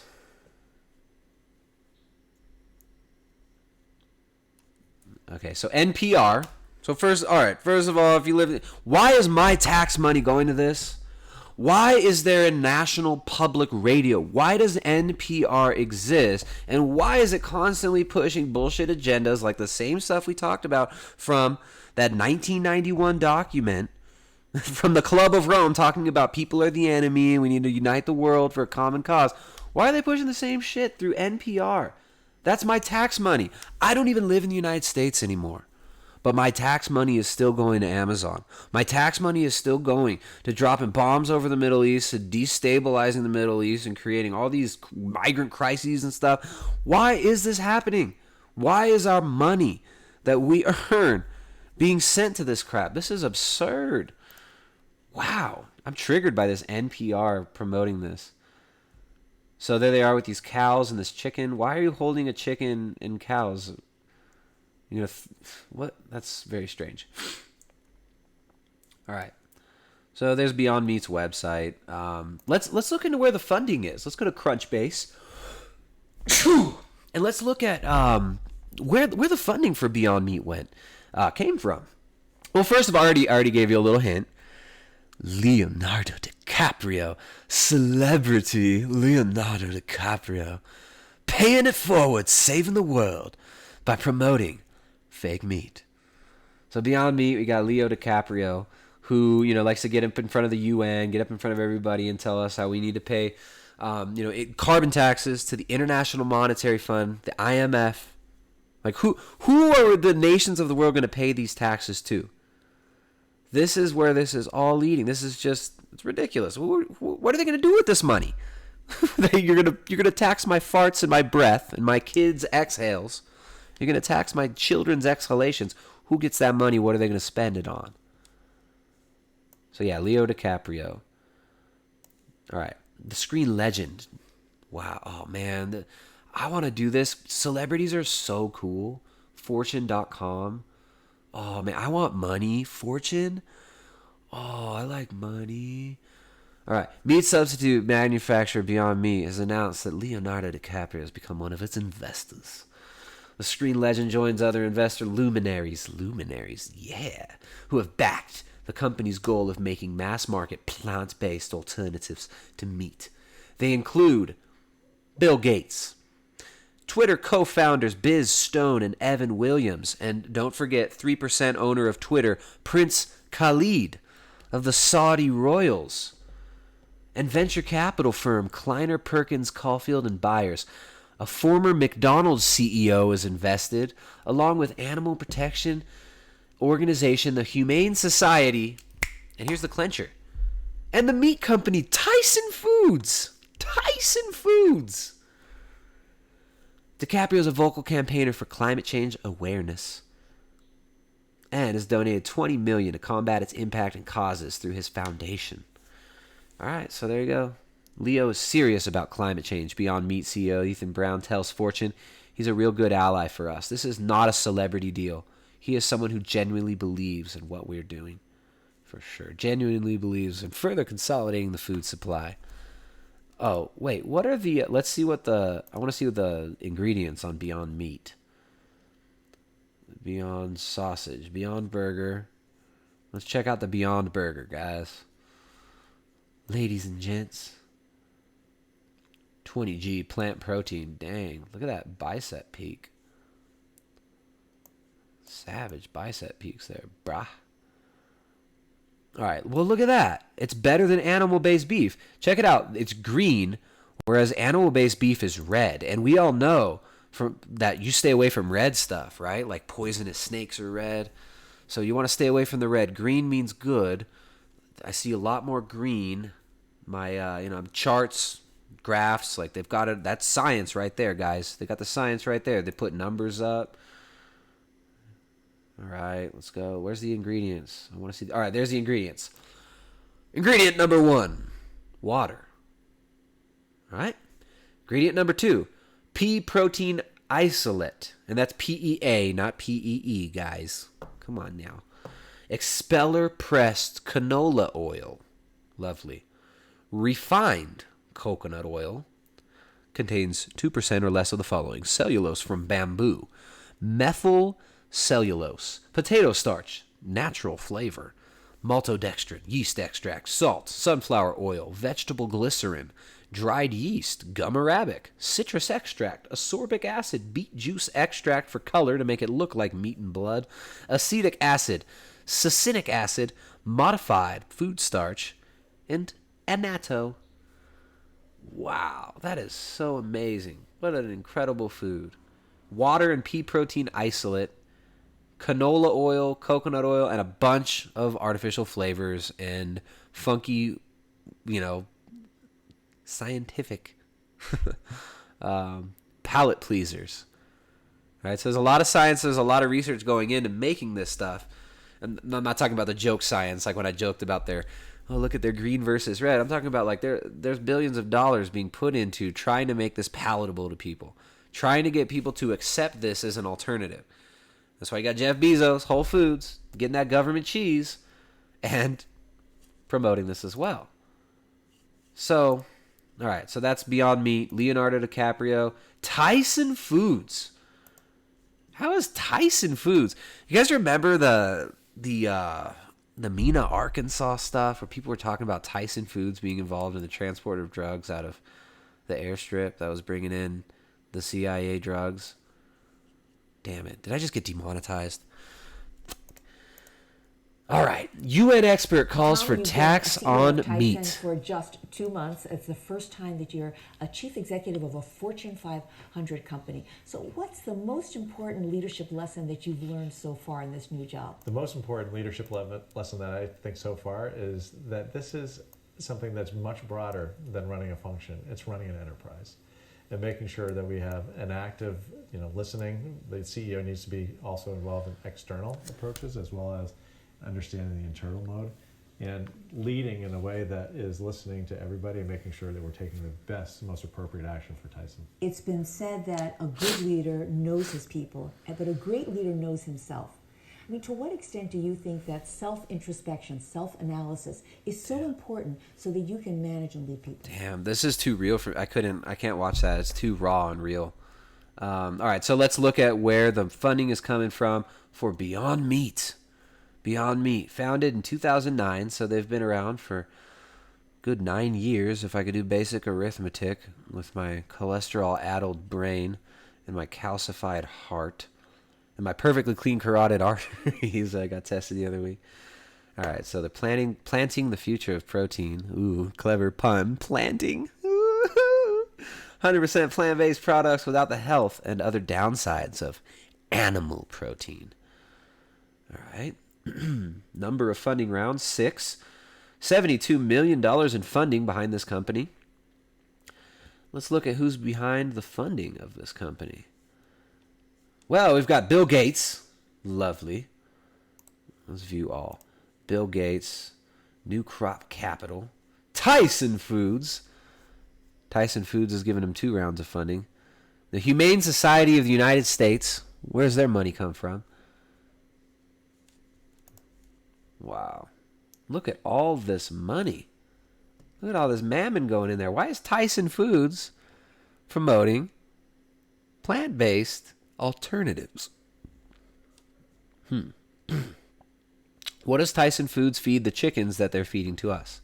They feed them the consolidated, bastardized corn crops that have depopulated and destroyed the genetic heritage of all of our heirloom crops that we used to eat, the variety crops we used to eat. Down here in beautiful South America, in the Andes of Ecuador, they used to grow amazing purple corn varieties, almost like black. You can still get some of these. Incredible, thousands of varieties of corn, potatoes grown here. Now, in most of the Western world, there is one variety of corn that creates BT, a toxin that will kill insects, and it is resistant to glyphosate, which can be sprayed all over the crops, and then this actually chelates the soil, makes it useless to grow organic foods on, and then forces us to have to grow more of these GM crops. Now, Bill and Melinda Gates Foundation has funded these companies to go around the world and consolidate food supplies and start feeding the so-called third world, which by third world they just mean the parts of the world that are not completely under our control yet, that they're not totally urbanized and depopulated and under our Soylent Green system. So there you go, guys. Beyond Meat, Tyson Foods, Leonardo DiCaprio. UN expert calls for tax on meat production. Like that, it's always experts. An expert says. Now, Edward Bernays came up with these techniques back in the day, back in the early 1900s. Edward Bernays talked about it. You just get a few fake experts out there in the media, and you can make the public believe that anything is true.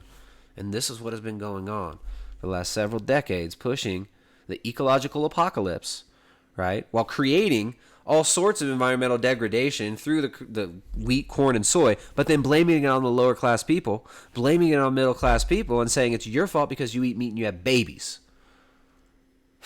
It's psychopathic behavior. Right? Like, it's like you give your kid candy, and your kid eats the candy, then you spank them for eating the candy. Strange stuff. So yeah, Beyond Meat. I think the category grows as more and more companies make the right levels of investment in building meat from plants. And so to the extent that they're willing to make that investment and develop products that are worthy of being in the meat case, I think that can only help the sector overall. But in terms of how do we deal with competition in general, you're sitting in our answer. Like we overinvest in research and development. We have, as we mentioned, the new research center, Manhattan Beach Project, up the street. Just briefly, what is that? Sure. So the Manhattan Beach Project is an initiative we've had for many years here at Beyond Meat, and it was meant to evoke the climate, the energy, the urgency and sophistication of the Manhattan Project in the Second World War. The idea that you can bring together the very best scientists in the world, you can give them a clear target, and you can properly fund them and then kind of get out of the way, was something I wanted to instill our organization with. And so picking that name was important for that reason. We have done that. We've gotten the best scientists in the world. So they're literally from all over the world, which I find really interesting. Okay. All right. Crazy.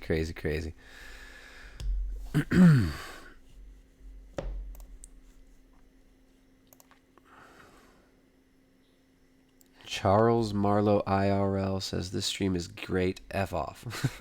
Right on, man. Thanks, bud. Rob V says, but just one vegan meal will give you mega erections. That is true. That is science. Dean Ornish said they took 3 dudes, they gave them a vegan meal, and they put a picture of Dean Ornish and of Dr. Greger.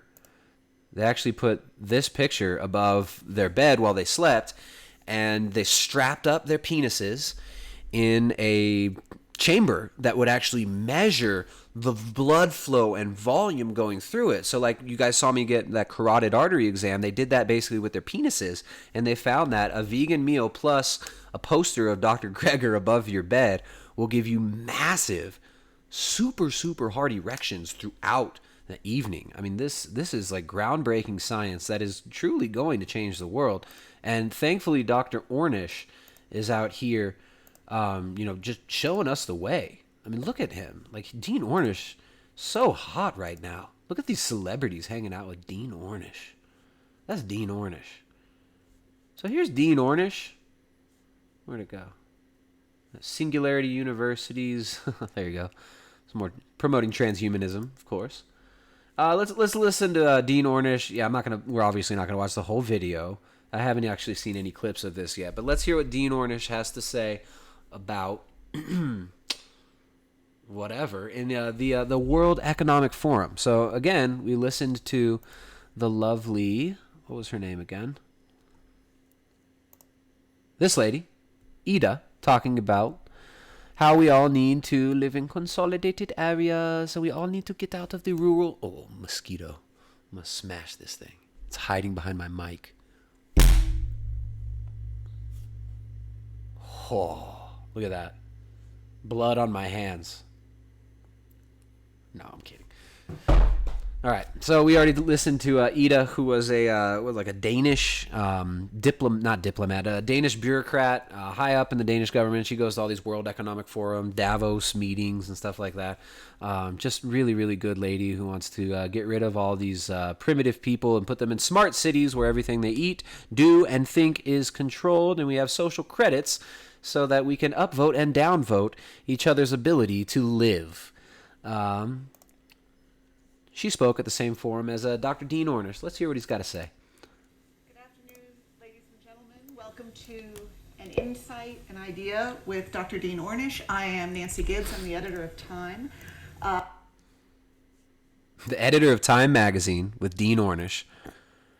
Talk about someone who needs no introduction. Dr. Ornish is obviously a physician, a best-selling author, an advisor to princes and presidents, and a fervent and artful evangelist for a complete rethinking of how we approach healthcare. And our session today, the idea we are exploring, is about lifestyle medicine. And so the obvious place to start is to define what you mean by lifestyle medicine. Well, thank you. I'm very appreciative for the opportunity to be here today with you. So thank you. Lifestyle medicine is, I think, the most important trend in medicine today. And it's lifestyle is treatment. We all know that lifestyle changes can help prevent disease, particularly heart disease and diabetes and things like this. But this is lifestyle as treatment. And what my colleagues and I have been able to show over the last 37 years or so is that if you make big enough changes in lifestyle, not just diet, but exercise, stress management, things like yoga and meditation, and perhaps most important, how much love and intimacy and support you have, that our bodies have this remarkable capacity to begin healing. There you go. I mean, just stating the obvious, right? Hannibal Mustachio says, by the way, Tyson Foods' major shareholders are the same few investment firms that are also major shareholders of Amazon, Microsoft, Facebook, Apple, JP Morgan Chase, etc. Well, Hannibal Mustachio, you're clearly making that up. Nobody told me that on television. You better fact check that on like Fox News or CNN or MSNBC or any mainstream media source, because I just don't believe that, man. I'm gonna have to double check my TV to tell if that's true. But here's Dean Ornish making some decent points, right? Like lifestyle medicine. I'm gonna fast forward a little bit. I'm not even sure what they end up talking about here. I just thought it was really interesting that he did present at the World Economic Forum. And instinctive, or do you think that's driven by economic incentive? Why do you think that is? That we always go to the new technology or the new drug as opposed to what you're talking about? Well, I think it's all of that. I think certainly we all would love. So if you indulge yourself one day, it doesn't mean you cheated or you're bad. Just eat healthier the next. If you don't have time to do an intense workout one day, do a little more the next. If you don't have time to meditate for an hour, do it for a minute, whatever. If you don't have time to exercise or eat good at all, you will look like me. Dean Ornish. Look at Dean Ornish. Someone says, wasn't Dean Ornish Steve Jobs' doctor? Was he? That'd be terrible. Poor guy. Okay. Wow.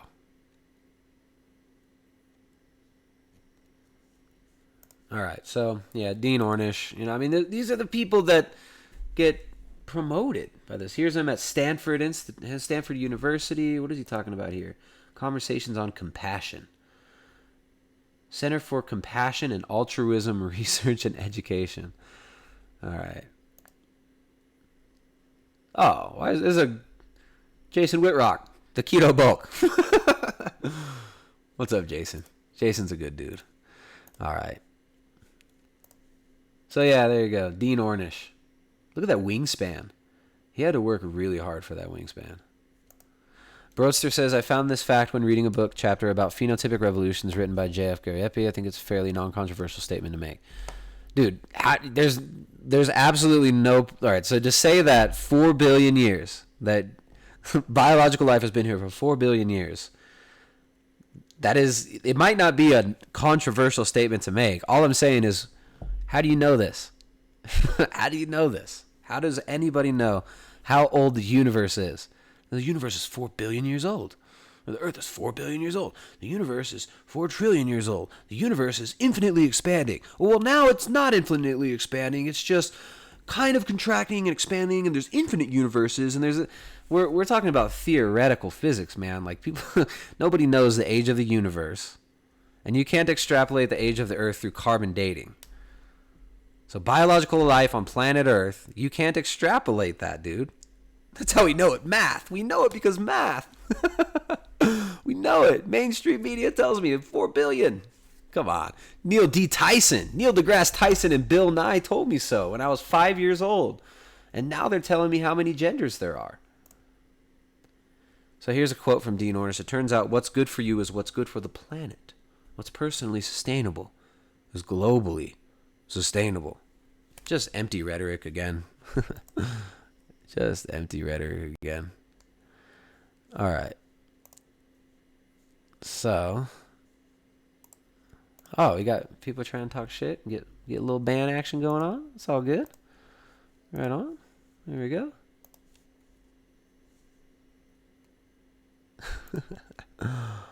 All right, everybody. So, anyways, if you're going to get triggered by me asking you a simple question like, how do you know the universe is 4 billion years old, and you don't have an answer to that, then get the hell out of here. All right? Okay.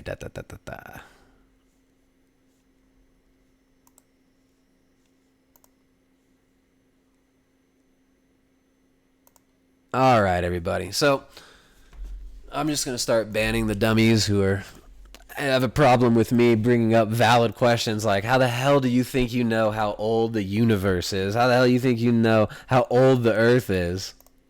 Well, you're going to deny it? You don't know cosmology? You don't watch Neil deGrasse Tyson? I'm smart. All right. So, all these dummies can go away. All right. So, let's see what's up. All right. Oh, shit. I forgot to get permission to talk about this. All right. So, there you go, guys. Dean Ornish. Here's some more of the money behind the vegan movement. Why?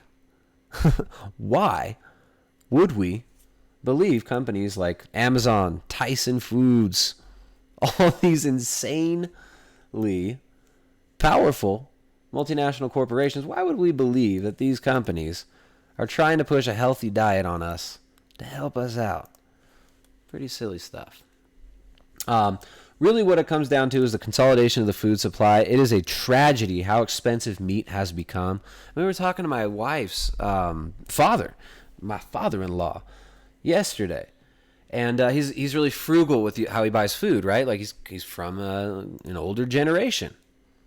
He's from a generation that looked at food as, well, when you're shopping for food and you're a boomer, you're usually looking for the cheapest stuff, right? You want it to be sustainable for your wallet. And he was saying that meat is just so dang expensive now, he barely ever buys it. He goes for like chicken and stuff because, you know, most people shop at Costco, stores like that. And I thought it was so timely, but it was also so sad. Like this is a guy who's got, you know, plenty of money. He's retired. He's not rich, but he is retired and he can afford to eat good food. He's remodeling his kitchen, like doing it all nice, but then he still buys like the cheapest food that he can get. Like a lot of people, they don't understand the issues with the food supply, with the consolidated junk food supply that we're being fed. And, you know, I mean, not everybody needs to be informed about these things, but those of us who are trying to become healthy or trying to, you know, give a decent world, a decent environment for our kids to grow up in, those of us who are eating meat and making babies are affected by the rising meat prices. And more people will be hitting very dangerous territory in their health if meat continues to be highly restricted and hard to get. Pretty crazy. All right.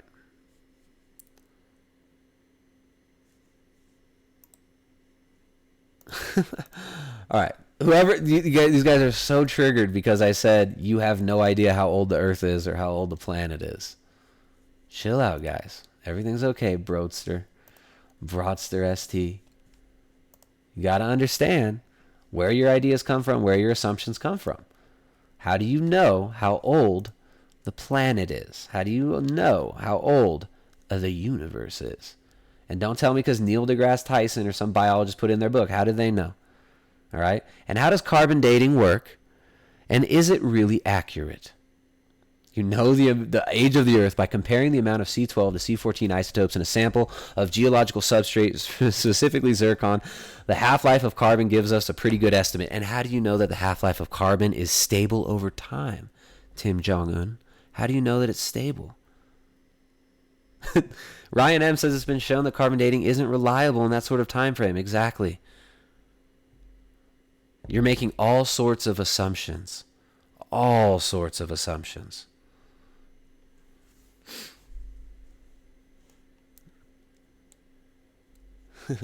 Hugh Liu says he counted the rings in the middle of the universe when he cut it in half.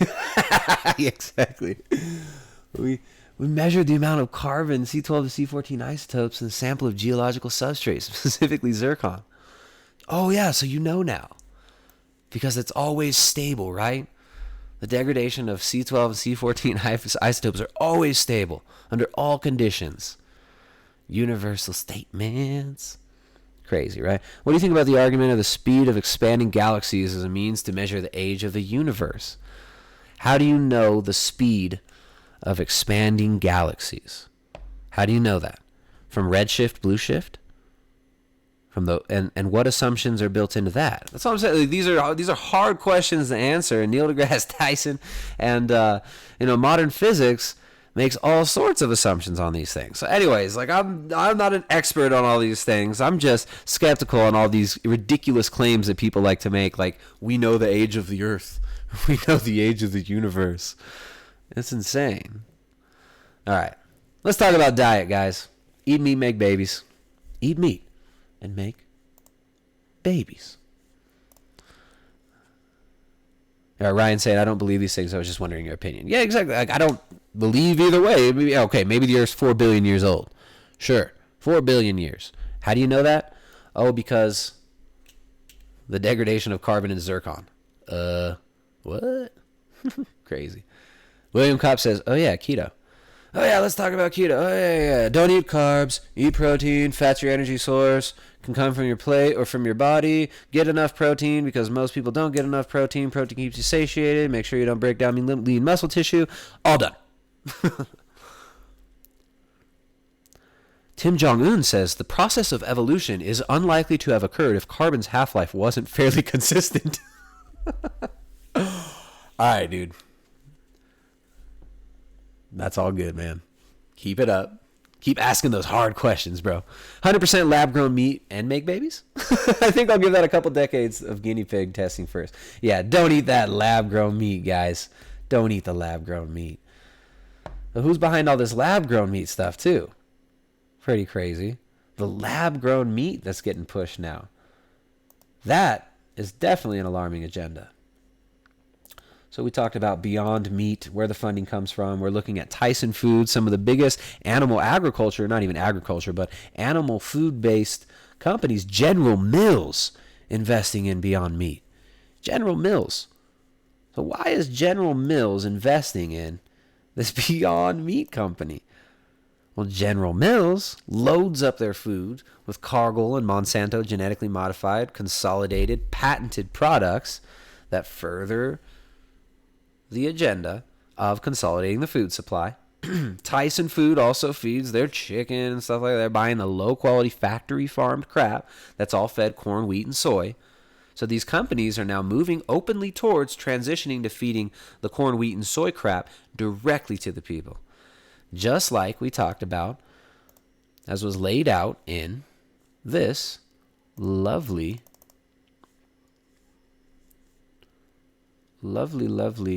let me find it. Where'd it go? There it is. Cosmopolitan Magazine, 1929. Lord Birkenhead writing about how in 100 years we will be able to, let's find the page. Well, of course, babies will be grown in labs, and we'll be able to genetically select all the babies that are born. He also talks about food in here, which was a really interesting portion. Oh, here's an interesting part. So, well, first we got to get to the...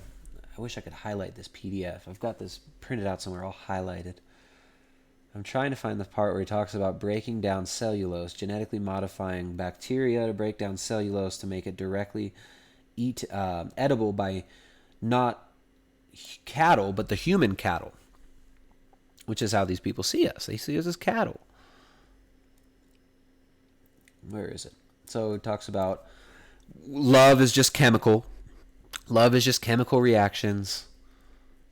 The same reductionist, materialist nonsense that leads people to arrogantly claim that they know the age of the universe, that they know the age of the earth.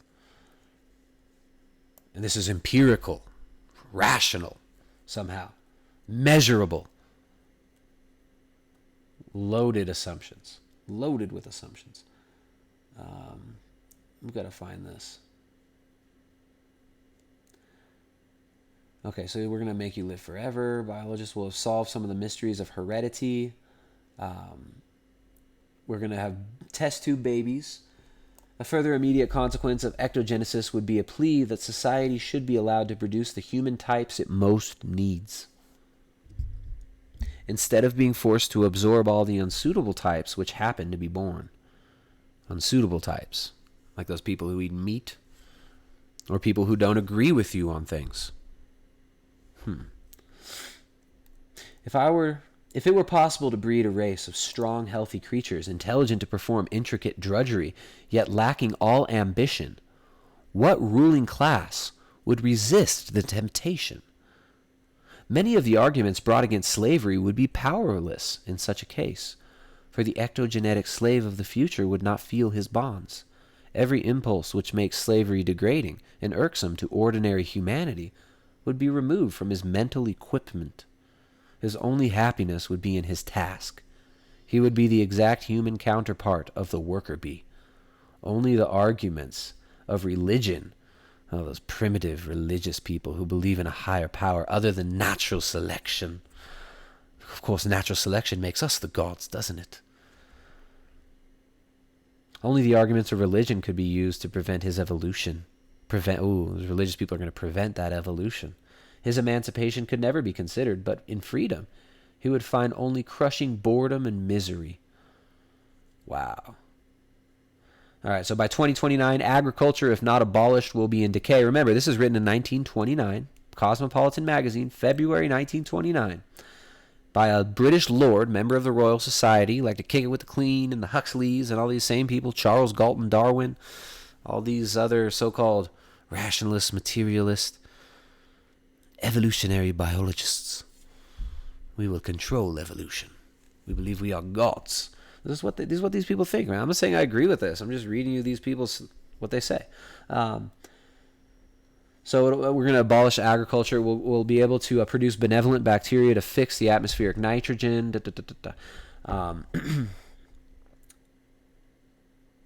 When active nitrogen-fixing bacteria are at last hardened off and allowed to multiply in agricultural land, their immediate effect will be to act as a super-efficient manure. By their aid, 5 or even 10 ears of wheat will grow, where one grows now, while the pasture, which now feeds 10 beasts meaning us, right, will feed 50 beasts. Such a development will, of course, be watched with anxious eyes by all governments. Food prices will slump. Millions of laborers all over the world will find their livelihood vanished. Hard on the heels of this development will come the perfection of synthetic foodstuffs. 100 years ago, they're saying this.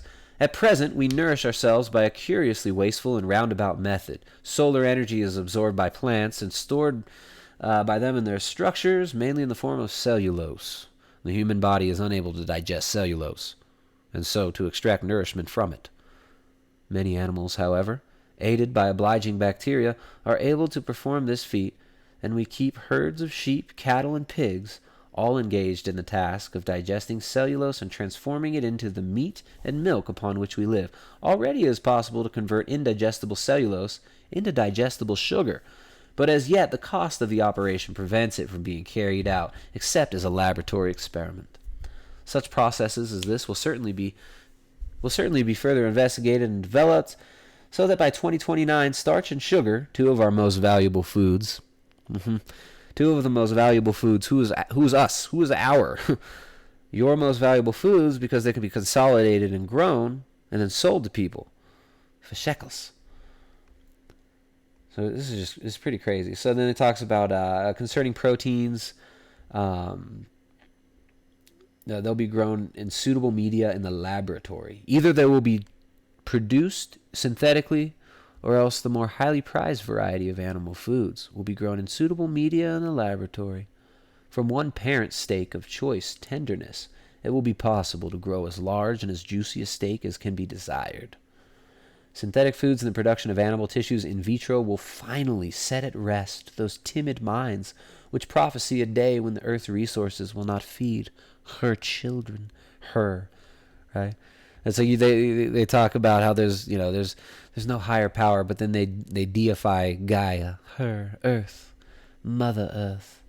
So they're talking about the second revolution in food production, and this is the point we're at now, guys. This is the point we're at right here, right? Today is the day, Right now is when these artificial foodstuffs are being pushed on the masses. Right now is when the consolidated food supply has been consolidated enough and the people have been exposed to enough social engineering and enough brainwashing to actually believe that this stuff is good.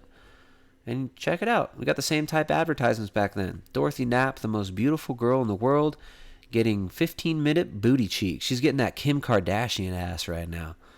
I think that's what it says right there. Get a twerk-worthy ass with the 15-minute ass smasher. So, yeah, there you go. So, 1929, we've got Lord Birkenhead, this British lord right here, calls himself a lord. And, yeah, he's not a harebrained fanatic. He's one of the foremost statesmen of England.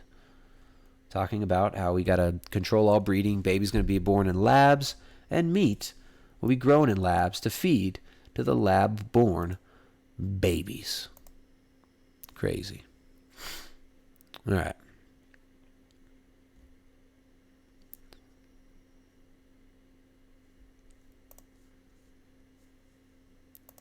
So that was Cosmopolitan magazine. You could find that you can find that one on Scribd.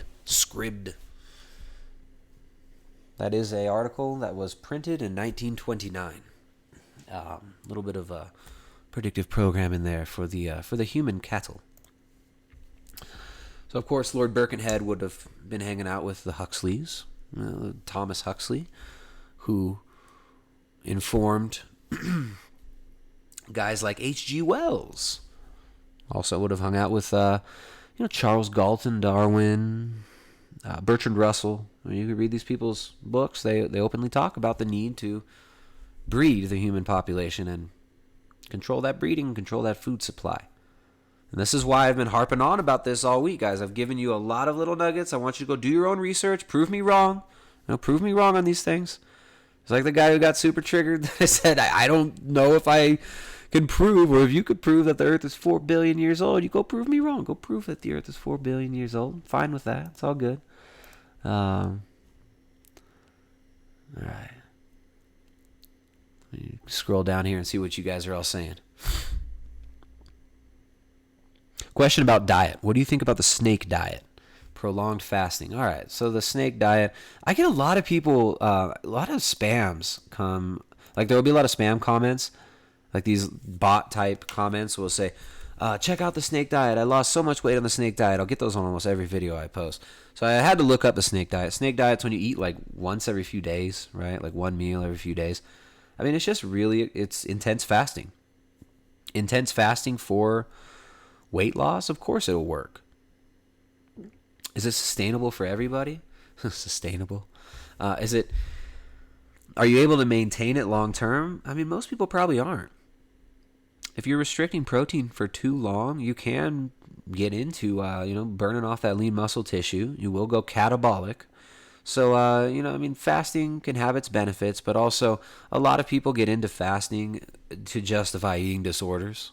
So I don't really usually like when I work with clients, I don't usually, in most cases, recommend extended fasting.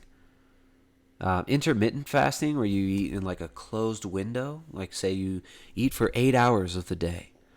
That's usually a really good idea and a great way to drop body fat, great way to maintain healthy body composition. But, for women, for instance, like skipping breakfast, holding it off for too long can be stressful, especially if you're like perimenopause or postmenopause or premenopause. That can be an issue.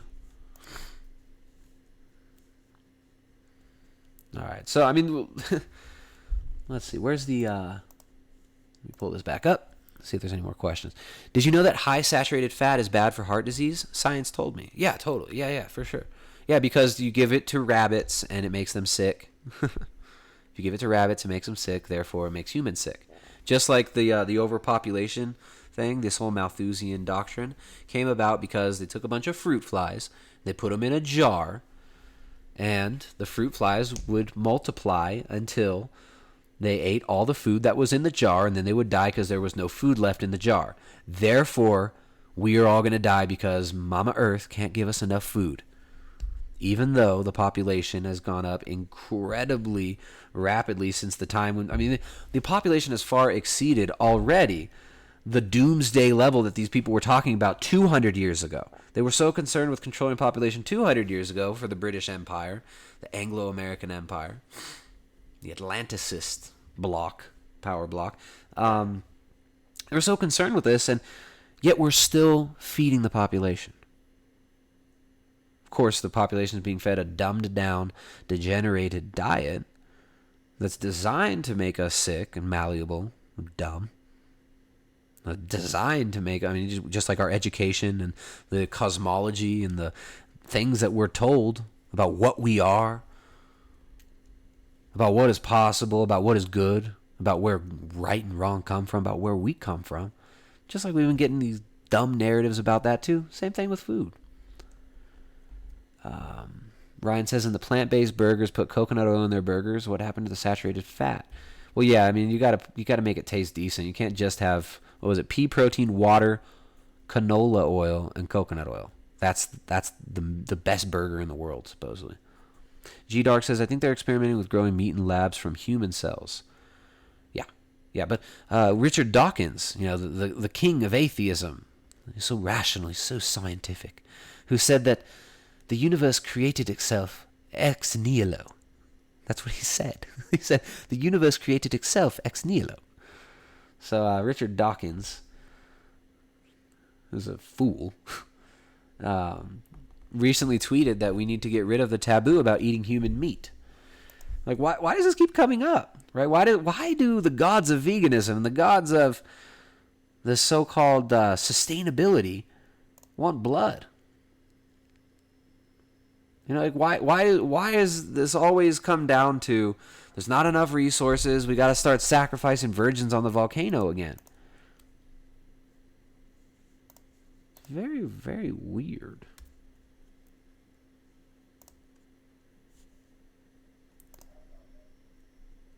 From age to age.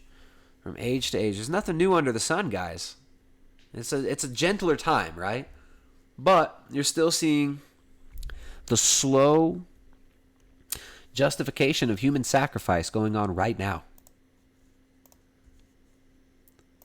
All right, let's see.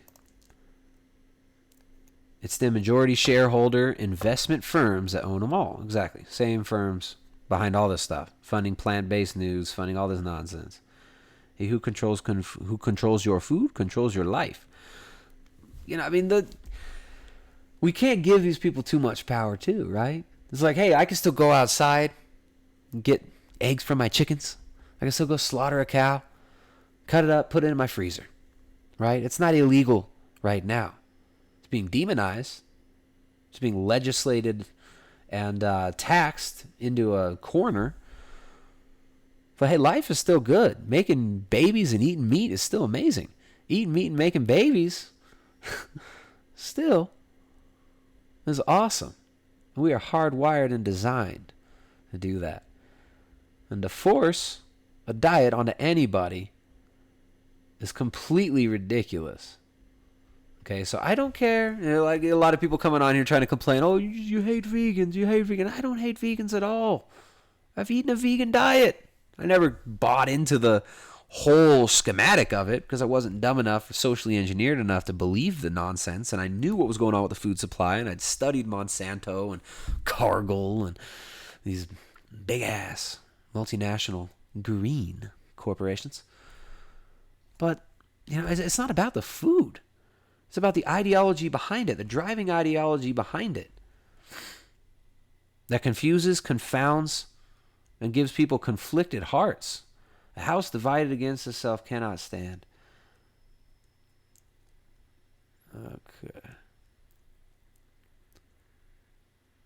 Ruminator says, pull up the video. This is the story of your enslavement. How long is it? Ryan M says, moral relativism bullcrap. Yeah, well, where does morality come from? You know, where does it come from? That's the question. Where does truth come from? Ruinator says, are they actually scared of resources? I'm guessing there's just a need for control. Exactly. No, there are lots of resources that are untapped. It's about tricking people and hypnotizing them into believing that you have limited resources, telling them that the only viable foods to eat are like mass-produced, dairy-farmed cows, right? Mass-produced corn, wheat, and soy, factory-farm crap. That's the trick. Telling people that to be part of humanity and be part of progress, you got to live in a big city, give up all your rights, and give yourself into social engineering, become, transhumanist. But this is nonsense. We've been given far more than this. We're way more than what we eat. You got to remember, it's like you have a mind to think. You've been given a mind and an intellect to look at the world, to figure things out, to do your own research. If you think I'm full of it, if you think I'm wrong, prove me wrong. But I think I've laid out a pretty good presentation here. However scattered it might be, reading all these comments, constant comments coming through. Moshing Fanger says, wait, you're telling me the Earth is not 2018 years old? Oh, shit. All right, he wins. That's the best comment of the night. Best comment of the night. You're telling me the world is not 2018 years old? That's awesome. Okay. William Kopp says, gotta hit that circadian rhythm. Been a good 2 hours. See you all next time. Keep it up. At Tristan. Right on, bud. Take it easy, William. Have a good night, man. I should be off the computer, too. Soylent Green is people, says Bill Shire. Pea protein doesn't taste good unless you add a lot of sugar. Yeah, that's why they have all the additives, and they have, like, natural flavor. Aspartame probably in there. I don't know. Fox thinks I'm cool.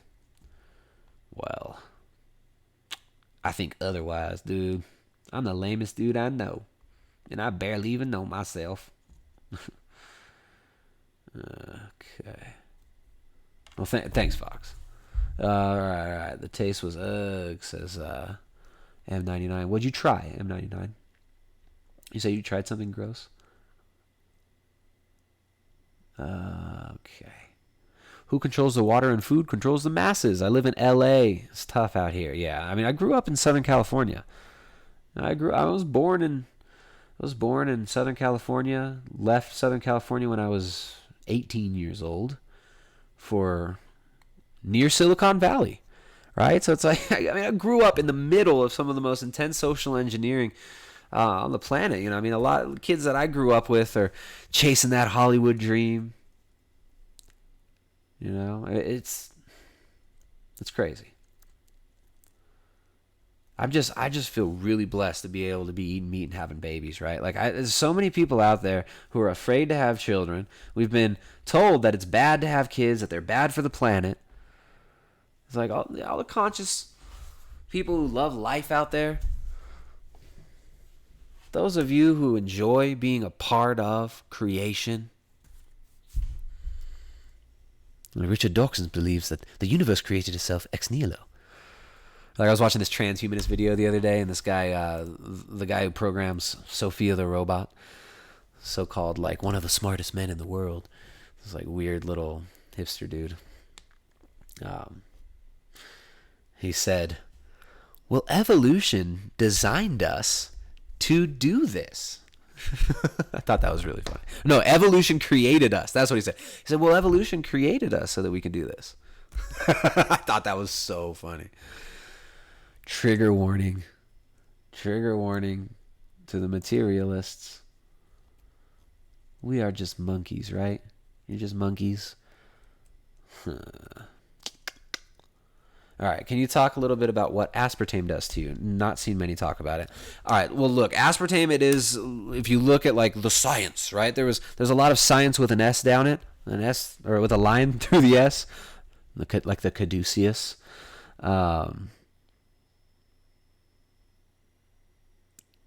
So, yeah, there's a lot of padded science around it. What I do know is this. There are a lot of people out there who have had seizures from eating it. A lot of people who have had neurological issues from it. There are studies that seem to back up their claims, but there's a lot of money behind keeping it on the shelves. So I don't know. Rob V says, Tristan, born after 82 in California, they got your DNA stored and can sell it for research purposes. Oh, yeah, man. And what about the standardized testing where you're writing essays, showing them how you think? I mean, it's it. Or you remember, anybody who grew up in California, you remember the GATE program, Gifted and Talented Education. It was like the education was so dumb. The education was so dumbed down that people who like still have a decent level of IQ would have to be like segregated from classes and given like real, like my homework had to be different from the freaking classes that I was in. I'm not that smart, guys. Like I'm not like this uber genius. Like I don't take pride in intellect. I don't take pride in any of this crap. Like my flesh suit, my mind, like all this stuff. Like there's no pride in that. But the education system is so dumbed down in California that like I was in the the gifted or GATE program in California, and they would give you like different homework than other people because the homework and the curriculum was so freaking dumb for the average members of the classes. And I know that those kids were not as dumb as the curriculum was in the school. The issue was nobody wanted to learn this shit because it was a dull, dumbed-down environment. And that's what the education system's really about. It's not about creating knowledgeable people. It's about breaking down the individual and making you a part of their collective. All right. Aaron says, my mom swears aspartame killed my grandmother. She consumed a lot of it with coffee all day, every day. Riddled with cancer. I'm sorry to hear that.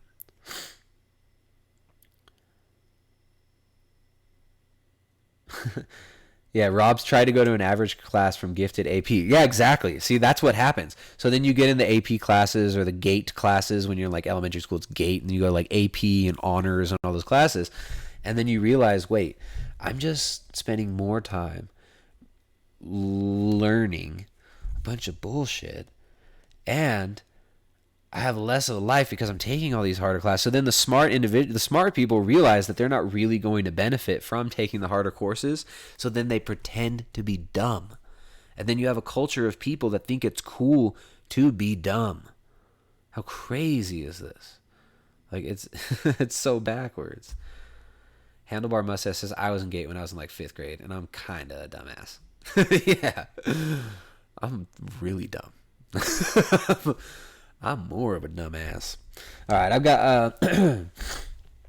So anyways, yeah, aspartame, I'm not a big fan of it. I don't know if it's like inherently bad. I've heard people say, no, it's no big deal. You look at the science and I've looked at a lot of the research out there. Yes, there's a lot of research supposedly showing that it's innocuous, but I avoid it. I'll say that. So if I'm going to sweeten something, because I do a keto diet most all the time, actually for the last year and a half, I haven't even come off keto. I used to try and do like seasonal carbohydrates every once in a while, but every time I tried to get more than a couple weeks eating carbs, I'd want to go back to keto because mentally I feel better, physically I feel better, my digestion's better on keto.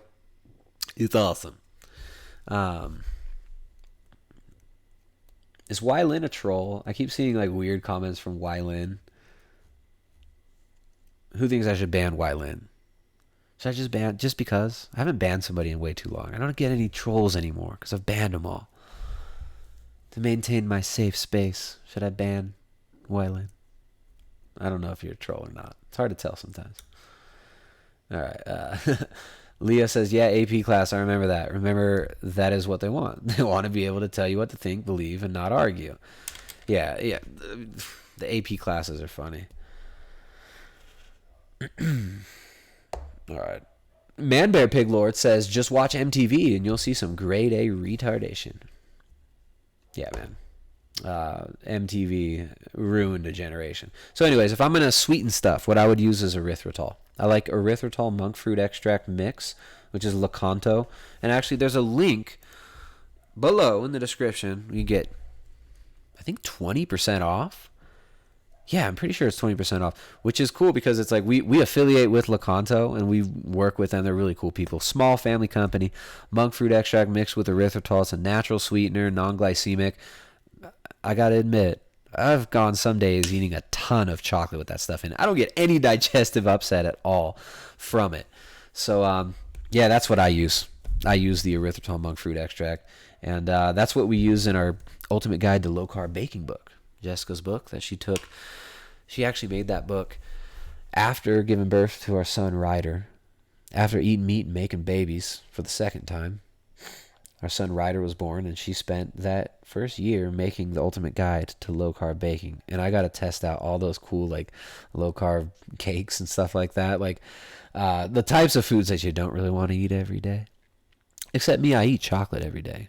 I think chocolate is a fantastic food. 100% cacao. The heirloom variety seeds. Not the crap, the degenerated, consolidated crap like CCN 51 hybrid seeds. I like the old heirloom seeds. They've been around for thousands of years. They've been cultivated and bred for thousands of years for specific qualities. That's the cacao that I like to eat. And we actually have cacao on our website too. So you check the link below in the description. You can get 20% off, and you just use the coupon code Primal Edge Health, all one word. You get 20% off Lecanto, which is really, really good. If you don't want to use Lecanto, you could just use erythritol too. And you can substitute plain erythritol for any of the Lecanto recipes that are in the Ultimate Guide to Low Carb Baking. And that book is available in print now. All you crazy folks out there who are still hanging out with me. That book is available in print, and the Ketogenic Edge cookbook is available in print.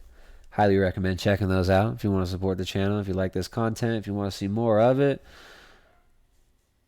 Send you shekels. Send you mammons.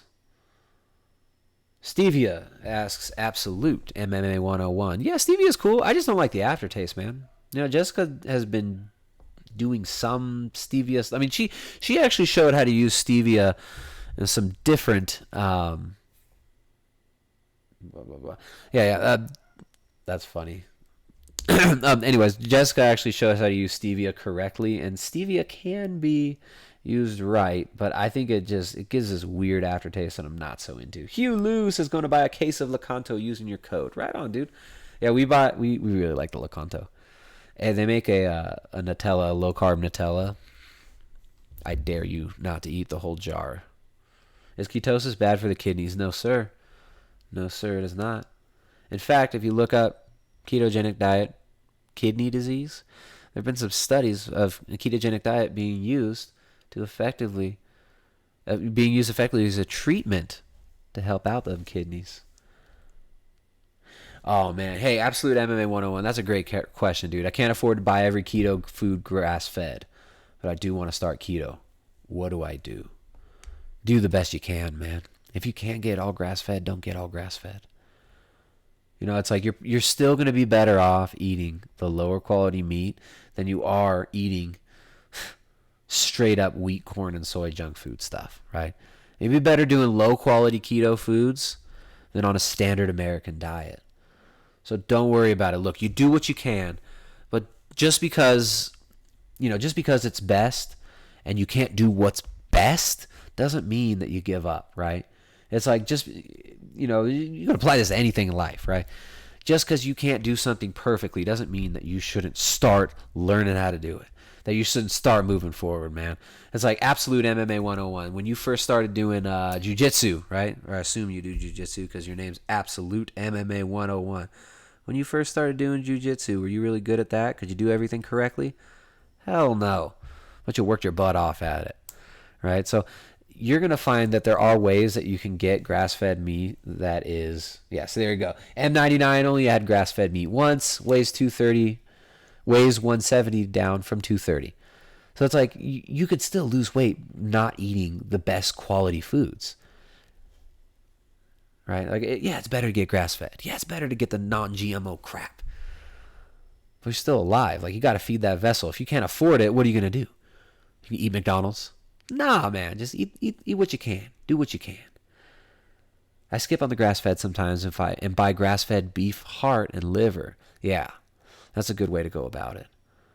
So, what about why not? Let's see what else. Hugh Lou. Looking forward to sharing recipes in the collective. Right on. So anyways, the Keto Collective is starting on, I haven't even talked about this.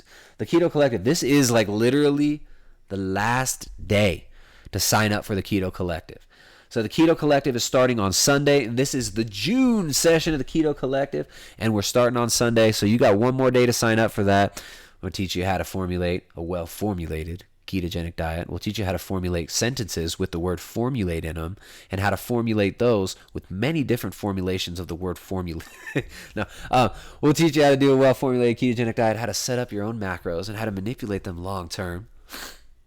How to prepare nutrient-dense foods. We work on food prep strategies, and we go beyond just diet, right? It's not just about diet. Optimizing meal timing, circadian rhythm, food choice. There's so much that goes beyond just, don't eat carbs, right? So we like to go deep on all these topics, as you've probably noticed with my 2 to 3 hour live streams. But we like to go deep. So you're not going to see any more of these, or not any. I'll try to get one in a week, but you're not going to see many live streams during the month of June, because we're going to be doing the Keto Collective. We'll be using private style hangouts like this just for the Keto Collective. And so you can sign up now. Go to primaledgehealth.com. The link's below in the description.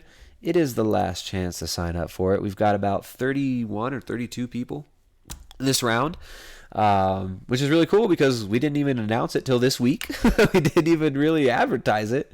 And we love it. We love what we do. We feel really blessed to be doing what we do, to be helping people out, to be getting emails from people.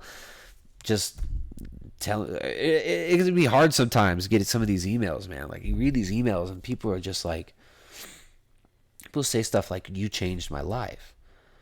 But it's like, I can't take credit for that at all. Like, I'm just some dummy that gets in front of a mic and sometimes might say something that'll land like at the right place at the right time for somebody. But it's like, I'm not changing your lives, guys. You guys are doing it. You know, the guy that emailed me yesterday, that beautiful email that I got to respond to still, but it's hard for me to respond to because I don't know what to say sometimes. It's like, I didn't do this. You did the work. I might have given you some ideas. Might have been at the right place at the right time. I might have stumbled upon something that might have helped you out, but you know what? You did the work. You grabbed them bootstraps and pulled them up. You're the one who lost that 60, 100, sometimes 200 pounds. You're the one who did the work. You're the one who worked hard at that. So I want to give a shout out to Hugh Lou as well. Hugh Lou sponsored somebody for the Keto Collective. Hugh, she was so happy. She sent us a video of her just crying tears of joy that you sponsored her to join the Keto Collective this month. She was so stoked. So thank you so much for sponsoring her, man. Like, this,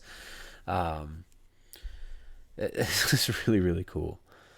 Rob says, you need half-naked women in the background, Tristan. We'll get you more views. Totally. Nipples are nipples. We need to understand this. Nipples are nipples.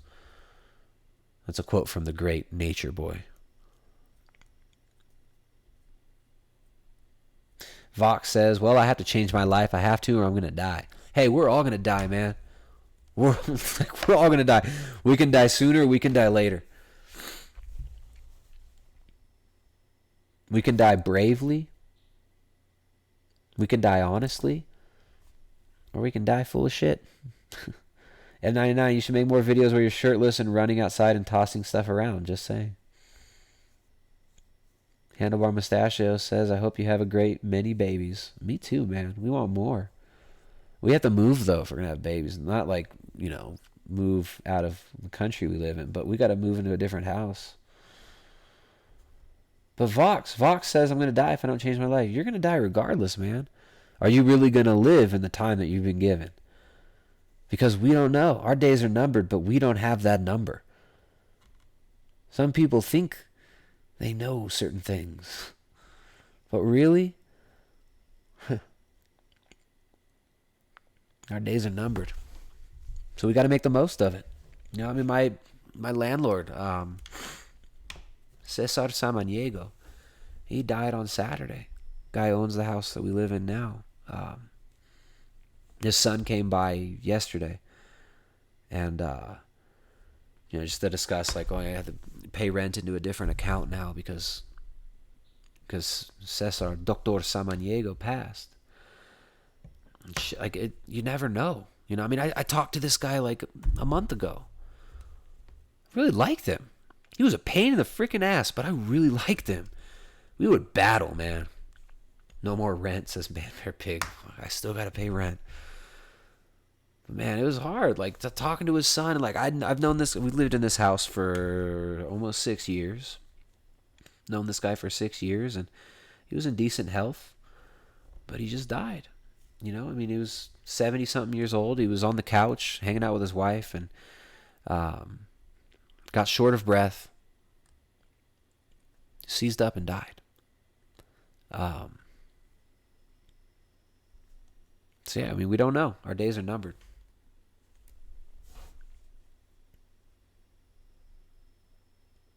M99 says, I'm a chick, by the way, so I don't have to say no homo or anything. You should make more videos. All right. Don't have to say no homo. No FOMO. Okay. So yeah, Vox, you say you got to change your life, so do it. It's like there's words and then there's action, right? There's blah, blah, blah, blah, blah, and then there's action. So get out there and live. I mean, how do you lose weight? How do you get your health in line? By doing things that you love and truly living, right? Finding ways to move your body that are enjoyable and awesome. So go live your life. Love the life you've been given. Shed those layers. Shed those old layers that kept you in that box, that kept you in that cell, right? The mental prison, the emotional prison, the spiritual prison, the assumptions that you've allowed to be made for you, right? So it's like we're all gonna. These vessels expire. The body expires. It ends. This body dies. Yeah, we gotta treat it well. You don't have to worship it. We got to treat it well. So yeah, eat well, eat right, eat meat, make babies. So yeah, dude, Vox. Thanks for hanging out, man. Thanks for being honest and for enjoying the stream. But yeah, it's up to you, man. If you want to do it, you'll do it. If you want life, you'll clutch on to that life that you have. Sometimes we have to almost die to realize how much we really have. And that's sad, right? Like I can't tell you how many times I've had like real close calls and just been like, oh shit, like I've been so off track lately. You know, I mean, sometimes that's what it takes. And sometimes that's like, you know, sometimes us almost dying, getting freaked out, getting injured, you know, or getting sick can be a huge blessing. It's what we do with it. Candy says, treat every day like it's your last. I got triggered. Somebody mentioned Thomas DeLauer up there. I'm trying to find out what they were saying about Thomas DeLauer. This is the channel that my show airs in between Thomas DeLauer paid ads.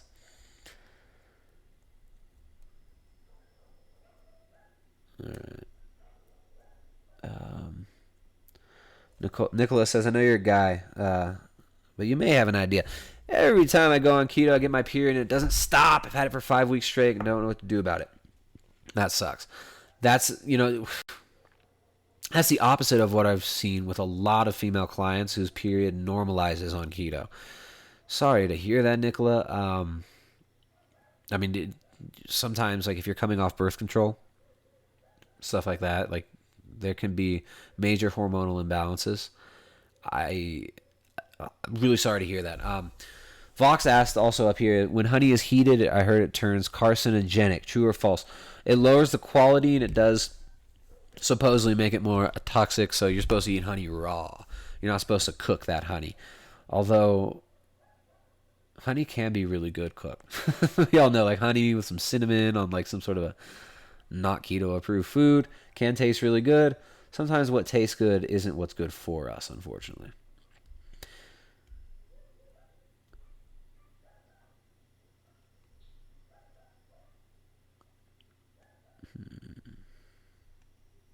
Stuart says, we all love the live streams. Well, thank you.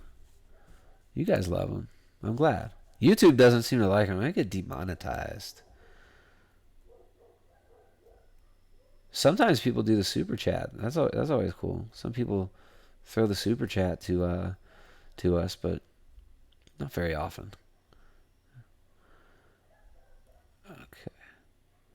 Life is a one-way trip and short in hindsight, says Rob V.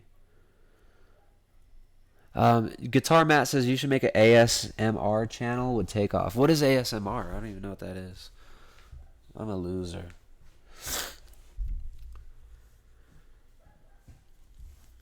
All right, would you not say honey is good for bedtime, considering those carbs will tire you and be burnt whilst you sleep, getting you ready for keto in the morning? No, eating carbs at bedtime is silly. If you're on keto, you want to avoid the carbs, and you want to avoid food at bedtime regardless. You don't want to be having food right before you go to bed. It takes a lot of digestive juices to process these foods, so you don't want to be eating right before you go to bed because you won't get as good of sleep. ASMR is those quiet speech videos. I don't know what those are. Moshing Fanger says, was a former substance abuser, and a trip to the ER was what made me realize I need to get this put out of my life and take care of myself. Good job, man. Do it. Do it, man. M99 says, Ali McWowie. That's like a keto channel, right? She's like a keto channel person. I think I've seen her name pop up. All right. Dude, Moshing Fanger, that's awesome, man. Isn't it crazy? Like, sometimes we've got to really, really go down some dark paths before we really embrace life. You know? Sometimes that's what it takes to wake us up. You got to get smacked around. Oh, M99 says she talks about the crazy period. Interesting. Yeah, maybe I'll interview her. And what's crazy, Jessica's period totally normalized and got so much more on point with keto. M99 says it's called Keto Cured My PCOS, Nicola. Right on. M99, I don't mind you recommending that video because it's not a Thomas DeLauer video. All right. So, right, honey and tea before bed was a tip from Tim Ferriss about calming keto down before bed. Ah! Hugh Lou is like... Hugh Lou. Thank you, man. Hugh Lou is a member of the Keto Collective this month who actually sponsored a lovely lady and made her month by sponsoring her and allowing her to join the Keto Collective. He just threw some shekels. He just threw me some mammaries, some mammons. Thanks, buddy. All right, proving once again, you are an absolute effing legend, Hugh Lou. Hugh Lou is. He's the best. Hugh Lou. They will write songs about you in the future. ASMR is like soothing sounds, but as a pseudoscience. I don't know what that means. What is ASMR? Quiet speech? ASMR? I have no idea. Is that your way of telling me that you think my voice is soothing? Is that what you're saying? Can I donate Bitcoin? Yeah. I take crypto. We actually, people can pay for the Keto Collective in crypto if they want. You know, Bitcoin, Litecoin, I don't know, what else? Verge. Privacy coins. Alright, some of the ASMR are far more soothing to me. Oh, da, da, da. Is WWE's Kane behind you or something? That red darkness. This is the circadian rhythm, guys. So we talk about circadian rhythm here a lot.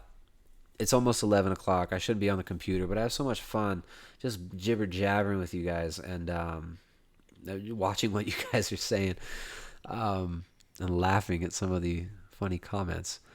But the reason we've got red lights and a red light bulb up there, red incandescent light bulbs, because white light and blue light tells us to stop making melatonin, tells us not to sleep. All right? So yeah, that's why I got the red light set up. It helps me sleep better. That's why I use like this little salt lamp right here instead of white and blue light.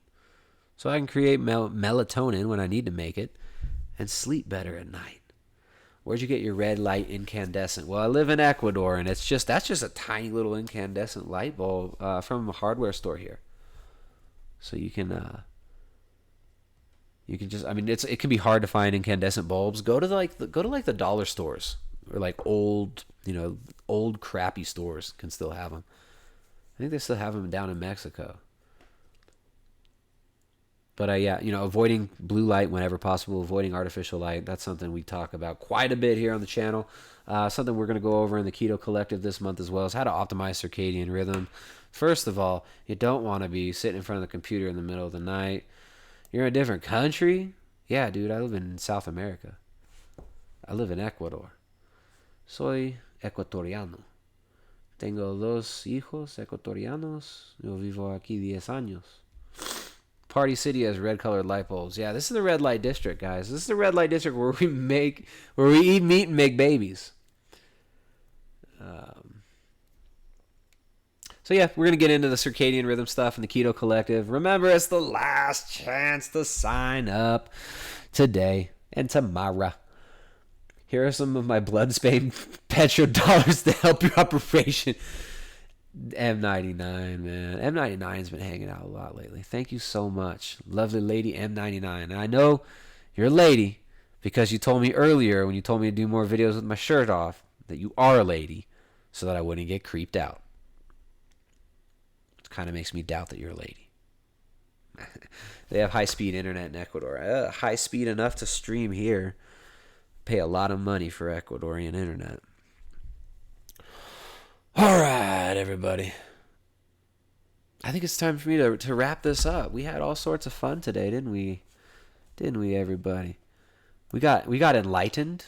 We met really, really cool people like Nature Boy. Talk a little bit about the Keto Collective. Throwing that up again. Last chance to sign up for the Keto Collective.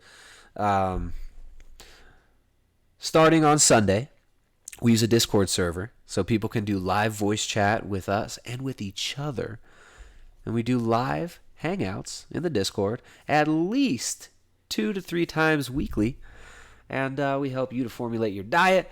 We go through the whole gamut of how to formulate a well-formulated ketogenic diet, whether you're doing it for fat loss, muscle gain, or if you're just trying to live a healthy, fulfilling, happy life and feed your body the foods it needs.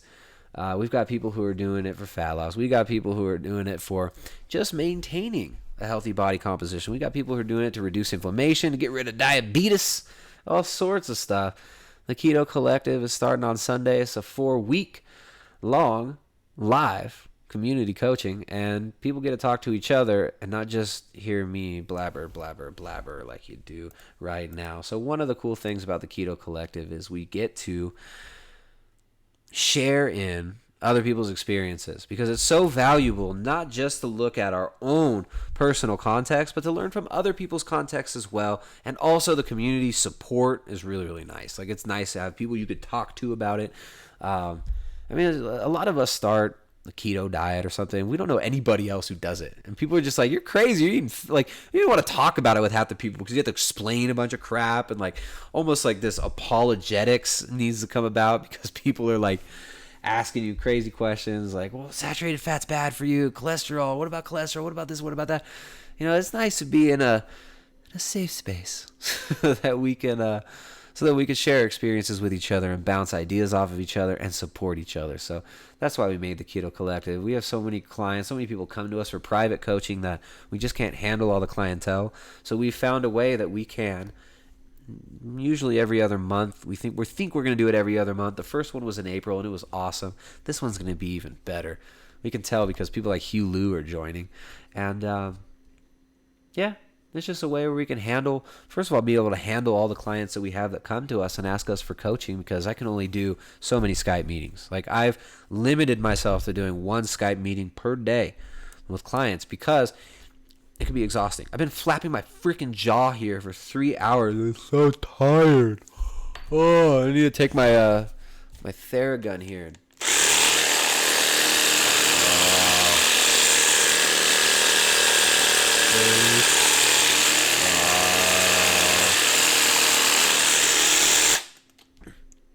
But I've only got so much time in the day. I only got so much patience for scheduling my time out in blocks that we kind of had to do it. But what's so cool is you actually get more value out of the Keto Collective than you even do with like private coaching. That's what's so rad.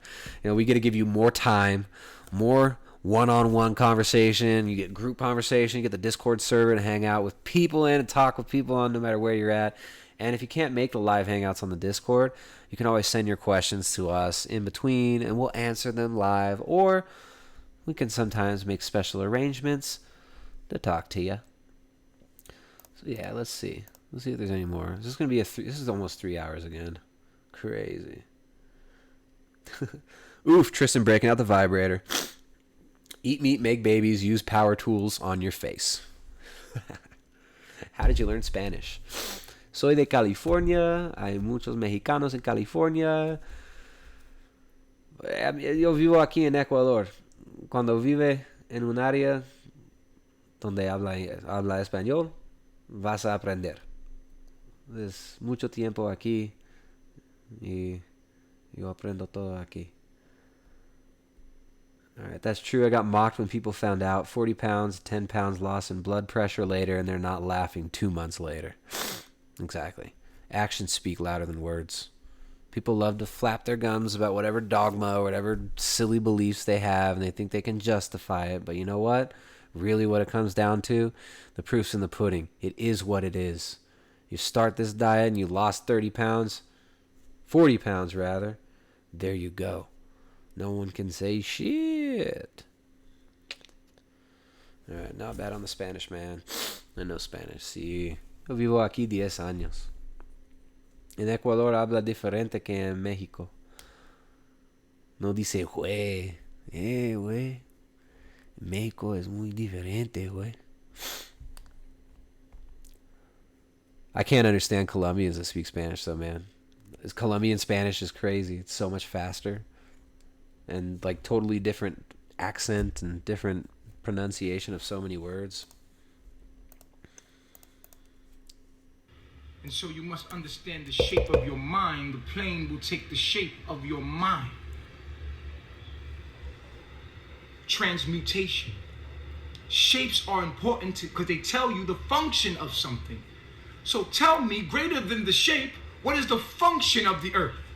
Can anyone tell me what is the function of the earth?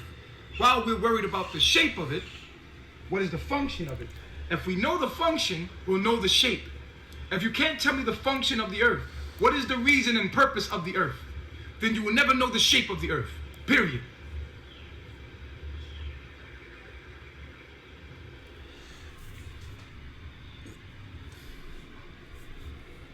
So on your journey, on the righteous path, you are attempting to heal your DNA, heal your mind from genetic mutation, which is caused by insulation. Anything that insulates you from what is, which is nature, is damaging and mutating your DNA. Everything is communicating. Every cell in your body is communicating. We are cells. We are communicating just like cells through electrical synapses. There's an electrical signal being sent out as a out of my vocal cord. Take notes, guys. Because what you did in the time I needed when we needed. So anyway, in this video, I want to say this one thing. It's very important that we understand this. I want to say that your life doesn't belong to you. Your life belongs to the world. Everything that you went through in your life, don't hide it. Be honest, be real, be authentic. That's the key to life. The key to life is that you keep it all the way fucking real with yourself and be honest about all that you feel and all your... He was super honest. He told us that he's God. It was disrespect out of the group. And I understand people going to violate, they're going to disrespect because they don't know. But you will know. At the end of your life cycle, you will know who I was. You will know who I am. I know you look at me and some of you view yourself through me and you disrespect and you don't have any respect for yourself let alone to have an eye open to see what's really coming out and being said and being spoken and articulated to you through this.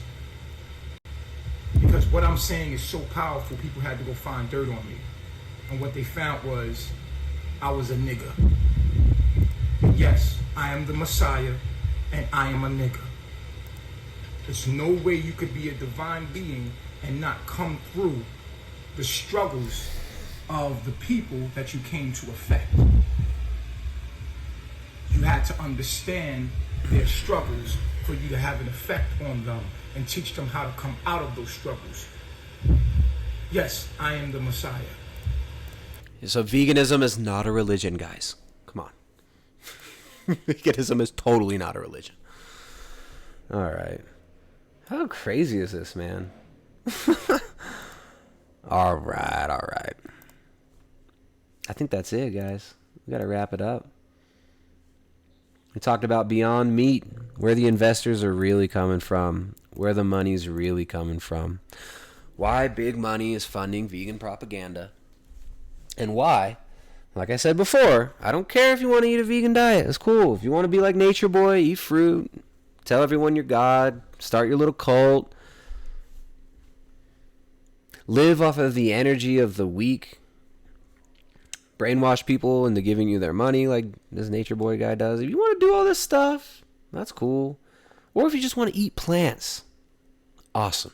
If you feel like eating plants, that's really cool. But where it really crosses the line is when you start telling people that they're bad for being human, they're bad for being alive, they're bad for eating the diet that we are designed to eat. So eat meat, make babies, enjoy your lives, question your assumptions. Don't get all butthurt. Somebody questions your assumptions and reminds you that your assumptions are just that. Assumptions.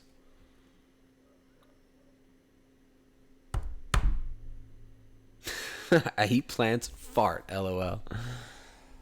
Yeah. Foods that make you fart might not be great for you. I avoid any foods that make me fart. And I gotta say, I feel really good when I don't eat plants. My mind, my body function better on a whole foods based, mostly carnivorous diet. Ooh. Blasphemy. So, yeah, guys. Do some research. Do your own research. Think I'm full of shit? Prove me wrong. Question your assumptions. Live your life.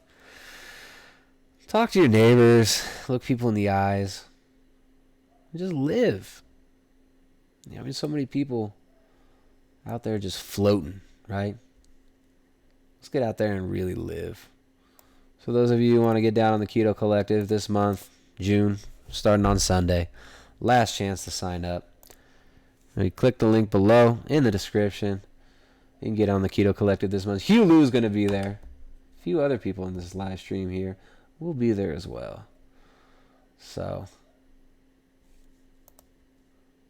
who is Wyland?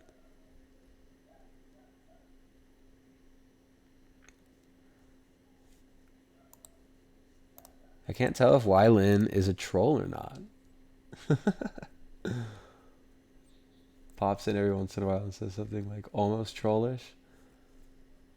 I just like to ban people just because.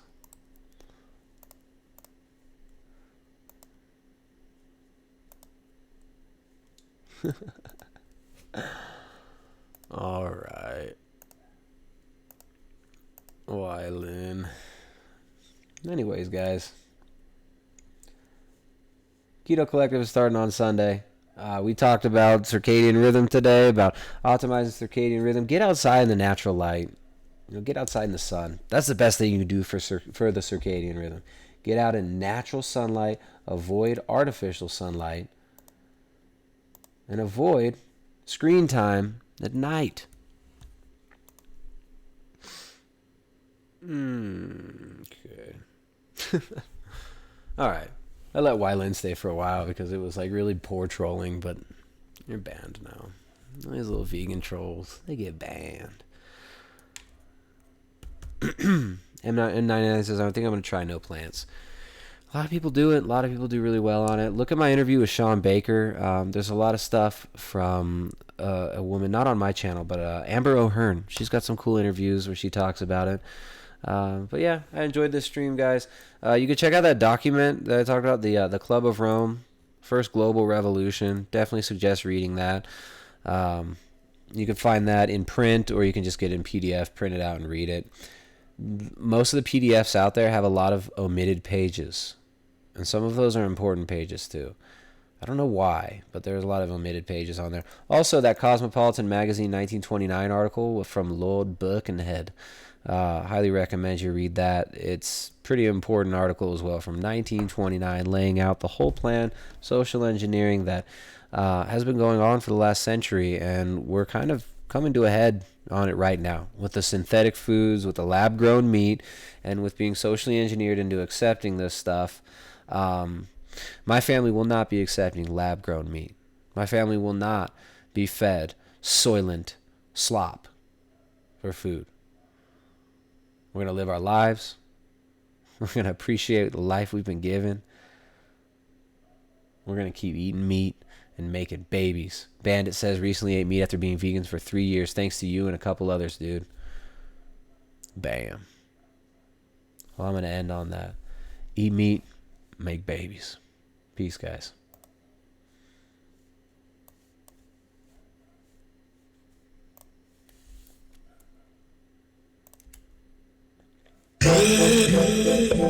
Yeah.